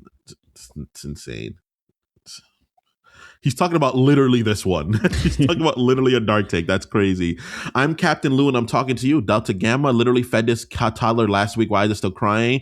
Clammo Esquire the Third, Fagatron, Bear in a Big Blue House of Thousands of Corpses. Bear in a Big Blue House of 1,000 Corpses is a fucking interesting pull. That's crazy. An interesting pull. Isn't that Rob Zombie? That is Rob Zombie's, like, I think the first movie he did or something. That nigga, wasn't he a metal nigga? He had a band called White Zombie, and then he just did his own thing called just Rob Zombie. Nice. And most of it was trash, but you know, he had a song about that fucking the car from the Munsters that was called the Dragula. That's fire. Yeah. So like, that's fire, but which is a bird. You know that song? That's fire, but that can't be a serious song. Exactly. It has to be a joke. That has to be like Dragula, and it's some like funky black like beat, and he's just rapping like that's like an Afro Man type thing, you know? Yeah, I guess it's like a song about like it's silly because it's about a bunch of the spooky shit, and it's just witches. Whoa, which kind of spooky? I don't know how to answer that. The not offensive kind, let's say. Okay. There you go. Okay. I'm going to kill the president with a mortar, blow that bitch head smooth off the entirety of Jacksonville, Florida, spreading the femboy's cheeks and diving head first like 9/11 jumpers, chainsaw chud. Yo, guys, dare me to put this baby in a microwave? That's crazy. What if instead of "and niggas in Paris," it was called "crackers in Cameroon"? Sween violently raping Ricky Berwick? That's insane. Giving Chris 25 eyes and Ricky Berwick. We're giving Chris 25 eyes and Ricky Berwick's knees. There you go. Like 2020 but 25. Is that possible? Can you be 25? We'll figure it out. Berserker Broly's bang bus sized penis. Drain shifted. The Sloker 2 Weisel Derpy. Stand the cloud to Ty Dollar. Stand the cloud Ty Dollar. I don't know what that means. Ice swallows ejaculate. I swallow ejaculate. Nice. Very cool. Obama when he drinks a lot of water. Let me pee clear. Dog shit. Fucking dog shit. Discord gets an Israeger as its CEO as Freckles. Discord gets a Israeger as its CEO and Fuckles. That's crazy. Attaching my colostomy bag to my feeder tube for an infinite food hat. Tankus the trash man. Sween 4-ply ribs. That's not for domination. Capcom FFS gives us Dino Crisis remakes. Please, I'm begging you. The fact that Derek not challenge innocent, hashtag free him, jorking it behind the wheels of my self-driving car. Round Eye Asian can't wait for young Sheldon and younger Sherlock Holmes crossover. Hassan seeing a guy getting his booty ravaged by gay homosexual beetles. Fucking Sween. Nice. Hey, Vsauce nigga here. Zoomer Nirvana's be like, great me. Yeah. Great me again. Puerto Rican Spider-Man doesn't use a gun. Okay. Queen of Haphazard, I just want to catch some cum, drink some piss, drive yo ass. It ain't easy being gay. Bald, blue-eyed German man waiting for Expedition 33 movie with Sween as Lume, Sween as Lume flying around the screen. King of Haphazards. I have a pussy. I have the pussy, so I make the rules. Snark Tank, honorary leftist. Thugzilla attack of O Block. GTA 4 swing glitch. Frogs together strong. Snark Tank's gayest Hollywood undead fan. Emilio the Chosen One. That's pretty good. The way up, this way up V. The Little Mermaid, but like, what is it? The Little Mermaid, but like a marmulge. I don't know. You have glasses on. There's no excuse. No, I just don't know what this word is. Mermiga, I guess. There you go. That sounds right. I wish I sucked a little more balls, sir. I wish he was a little bit. Oh wait, a little. I wish he was my altar. I wish I had a dick that looked along. Oh my gosh, I wish I was a little bit taller, but it's I wish I sucked a little more balls, but I wish I was a taller. I wish I had a dick that looked long. I would stall her. I mean, you also read it horribly, so I can't really judge it. No, I definitely did. That's I don't think that's good. I wish he was my altar. I wish he had a dick that looked long in a stall, sir. That's stall, not good. Sir. I'm blaming Trump for Smiling Friends ending. Yeah, did you see that? Yeah, I just saw the announcement. They're not continuing it, man. They're not continuing it. After 3 seasons, man. Hey, man, get out while the fire's hot while they want more, man. So it leaves with a respectable ending, man. I think they're doing. I respect that. Maybe they'll do it like. Well, I think it almost feels like shots fired at Rick and Morty. To be honest, it feels like the creators are like, hey. Because that show, maybe enough is enough. That show really took a major dip after season. Arguably, I would say 3. Yeah, season 3. Arguably, season 3 wasn't 2. Even nearly as good as 2. Yeah, I agree with it. Big Meaty Stinks. Canola Joe drowning 1,000 ice ages in oil. Young Collins falling. Falling, fighting colons, furious colons. There you go. Gay actor Rosebud Delicious. Kratos calling a black man boy. Sorry, I just had a burrito. Tony Soprano playing Mario Kart 64 one-handed. Heath watching Venezuela from a Japanese Taco Bell. Gids, the real Jeffrey Epstein. Please bully kicks into getting into shape. I'm trying, guys. I swear. Let's do it. There is no way Sweeney is fitting on that bed. That bed is a big bed. It's a pretty big bed. I could fit on it. It's an illusion. What you call it? Grabbing Sween's cheeks like Michael Jackson.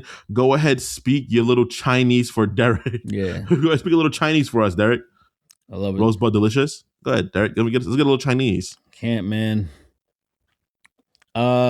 General Shao. Got it. Matt Walsh Straubing penis punching the underside of his desk every time he mentions a trans kid. Chris Mara on my thon till I run her all over the rook.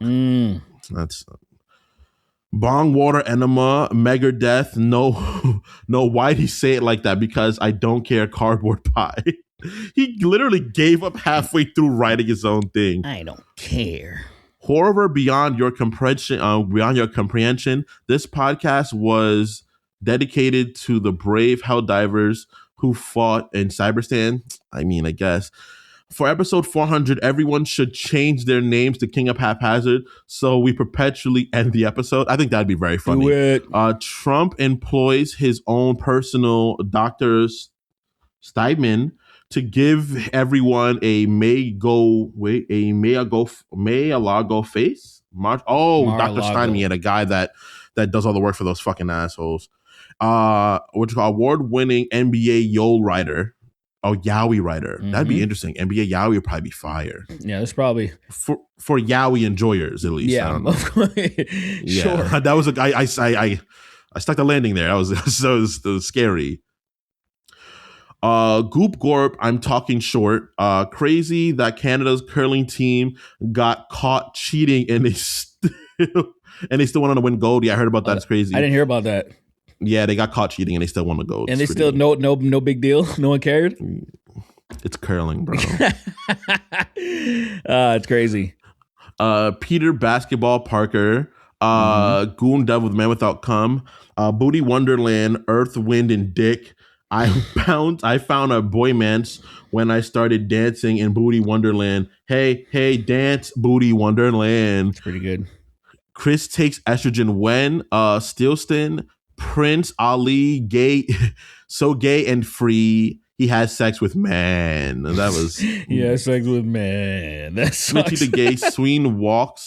Sween's walks are for him to go gape men. Oh, we're halfway guy. Oh, we're halfway gay. Oh, actually, we're gay. Max Silhouette. My girlfriend came up with the dick is my bidet parody. I never laughed so hard in my life. She's a doctor. That's pretty funny. Nice. Snark Tank 2, Brio Strikes Back. Hassan on a boat. Fucking seas. Star Coffee. Chris Quick. Say Gary. Say Genry really fast. Oh, Gurney really fast. Gay Parator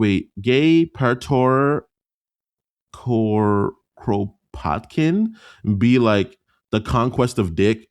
Yush, Lily D, president of Kingston's fan club, hanging the Kingston Yada for the annual Kingston Cool Club Jamboree. That's crazy. They're the KKK, but like a different one though. Right. Like a different one. Mark Safer being mentioned in Epstein files. It's your boy Shawnee D and a man named Diddy. He diddled people. Did Kojima write this?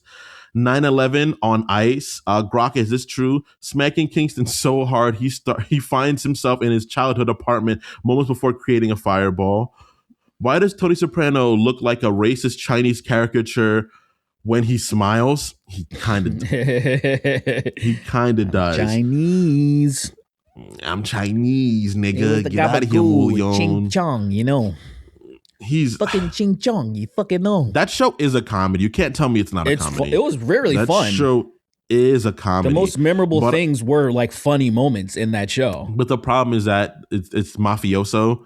So the people that absorbed it were like, hey, yeah, you see how cool Tony is? And it's like, oh my God, you weren't paying attention. Cool? Okay. Yeah, when he slapped the fuck out of his son for having an anxiety attack, then saw a black man and passed out in the kitchen. That's so good. For sure. The fucking Uncle Ben. Game of the Year guy just beat Fallout 4, moving on to San Andreas. Man, you're doing God's work, man. Fallout, but those games are also 3, or was it Fallout 4? Yeah, beat Fallout 3, yeah, moving on to San Andreas. But those games were shorter. That's back when video games respected your time in a way that they absolutely do not now. Right. Only gays deal in absolutes. It's only gays deal in absolutes. In 6th grade, I got in trouble for laughing at footage of the Challenger explosion. Drip MH Lord of all drip. I hope Pam Bondi gets sent to mega double super ultra duper hell. Trump fighting tooth and nail not to spend the last 10 seconds of his life in prison. Obi-Wan to blow me. Colin doubling down on his support. Grow a spine. Get that gamma ray gat that done brought mankind to his knees. Majin Oolong fucking the shit out of Cell's bag with fucking shit out of Cell's bug pussy with no lube. There it is. Kremlin and Gremlin. Starlit Bandit just wants to get on the pod. Derek's long lost Chinese friend Ming. Come here, Billy. I got off I'm gonna fuck you till you die, Billy. You're gonna feel every inch of my bony cock, Billy. Epstein's pilot who thought he was really loved girls, Scout cookies. That's insane. Sweeney's humor be like, what if instead of God of War, it was called Goons of War, and Kratos came on Mimir's face after every fight? That's not really me. I'm not more calm. It's more N words for me. But Wade Slave 583, Lee Harvey Lyon. Stop. Coom, and blows a fat one. Amir's like, hey, buddy, on me face. Stop coming on me face. I can't breathe. Leave Harvey Lyons shot Uncle Ben and DeForvid walk into a bar. But Peony Brothers Publishing presents Peony Publishing presents Frank Reynolds, New Kids, The Horax, Don Donkerson, Dixon's Butt, Gay Thought or Son Daughter. That's crazy. PP, My Body is Like a Temple. A lot of children get molested here. Holy shit. Damn. That was, man.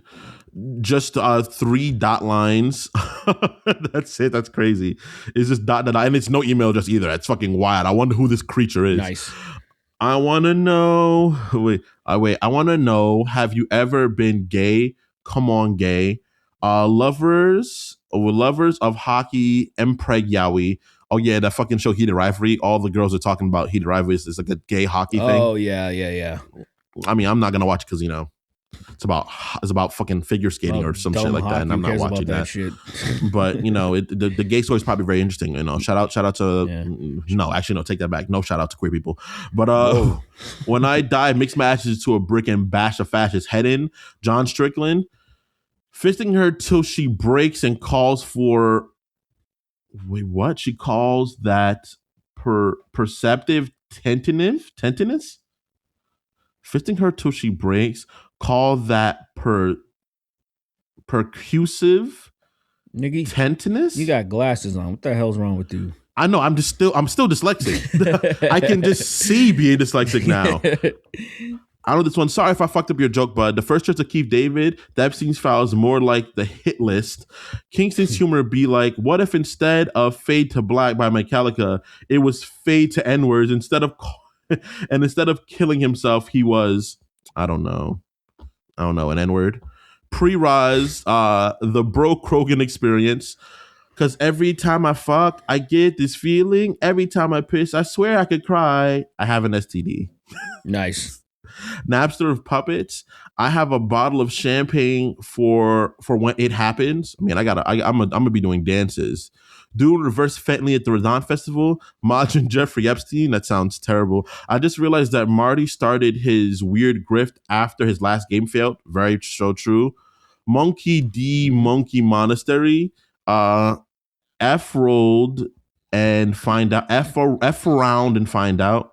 Instead of fuck around, it's F like Eiffel. Like Eiffel round and find out. That's really... I'm the one to judge. Thank you for your donation. Young Sweeney calling himself Black Mario and throwing a fireball, a flaming tennis ball out a window. Busting loads on tables for my diner job. Nice. Call me Bust Boy. Bust Boy, I like it. That was obviously Jordan. Gay Derek be like, hey guys, it's me, Derek. Very cool. Yep, absolutely. What if you found out the mask was made with no specific effects, with no special effects? It was just how it was. Jim Carrey was acting like that. That's just how he acts. Oh, he can just do that? And then the dog was just like, oh, at the end of the movie, he locked in and did the same shit. Damn. That makes absolutely no sense, but I'm that's how the movie should have ended. That it's like, it turns out the mask was fucking useless the whole time. So not the mask was just a thing that made people release their inhibitions. And what happens whenever a person gets fucking buck wild, their face turns green. That's it. That's immediately. Oh, that makes... See, we solved it. Oh, that makes that movie way better. Kratos picking up Mimir, kissing him for 9 minutes straight. That's crazy. Harry 1911 fan fiction. Out of Focus Bigfoot. King Dad's honored at the State of the Union.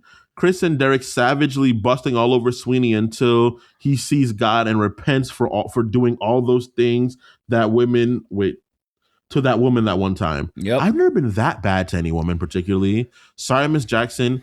Every time I listen to Keith David's smooth jazz album, everyone listen to Keith David's new smooth jazz album. It's very good, actually. Yeah. I'm like halfway through it. Peasants Graham instead of Kingston. I still love his Instagram handle, his username. What is it? Still the Silver Throat? Silver Throat. I love that shit, man. dude. I don't care, man. He's Keith David. He can say whatever he wants, bro. I'm not gonna make fun of him. He's the GOAT. Shout out Keith David. Please come on the podcast so I can finally be happy in life. I don't know. That'd be great. I don't know. Aetherian has the pass because he took Colossus hard ass. Progerian Hunter is having a kid. Shout out to that Progerian Hunter. Frying bacon with my shirt off. Nafram, and rounding our list, the final one, the only King of Haphazard. We did it. It's a lot of names, man. Look, fuck Krisky's a bitch and everything like that. But reading this every episode is a lot. Yep. Right now, I read it. We had 185. That's a lot. That's a lot. And it's a lot. We got to keep it going. We got to get to 300. That's gonna fucking suck. At that point, we got to do something. We can't do a name read at that one. Yeah, we'll have to figure something out. We got to do something. All right, we got to do something, or at least like we all do 100 each or something. That'd be nice, I guess. Yeah, that'd be nice to cut it down. But thank you guys for tuning in this episode of Dark Tank. We appreciate it. Hopefully next episode, Chris will be back with us. He's probably not going to be back in live action in person, but he's probably going to be back in the area on camera. Yeah. So take care, stay safe, everybody, and remember, stop being bitch niggas. It is detrimental to people around you. Stop being a bitch. Stop being a bitch. Stop it.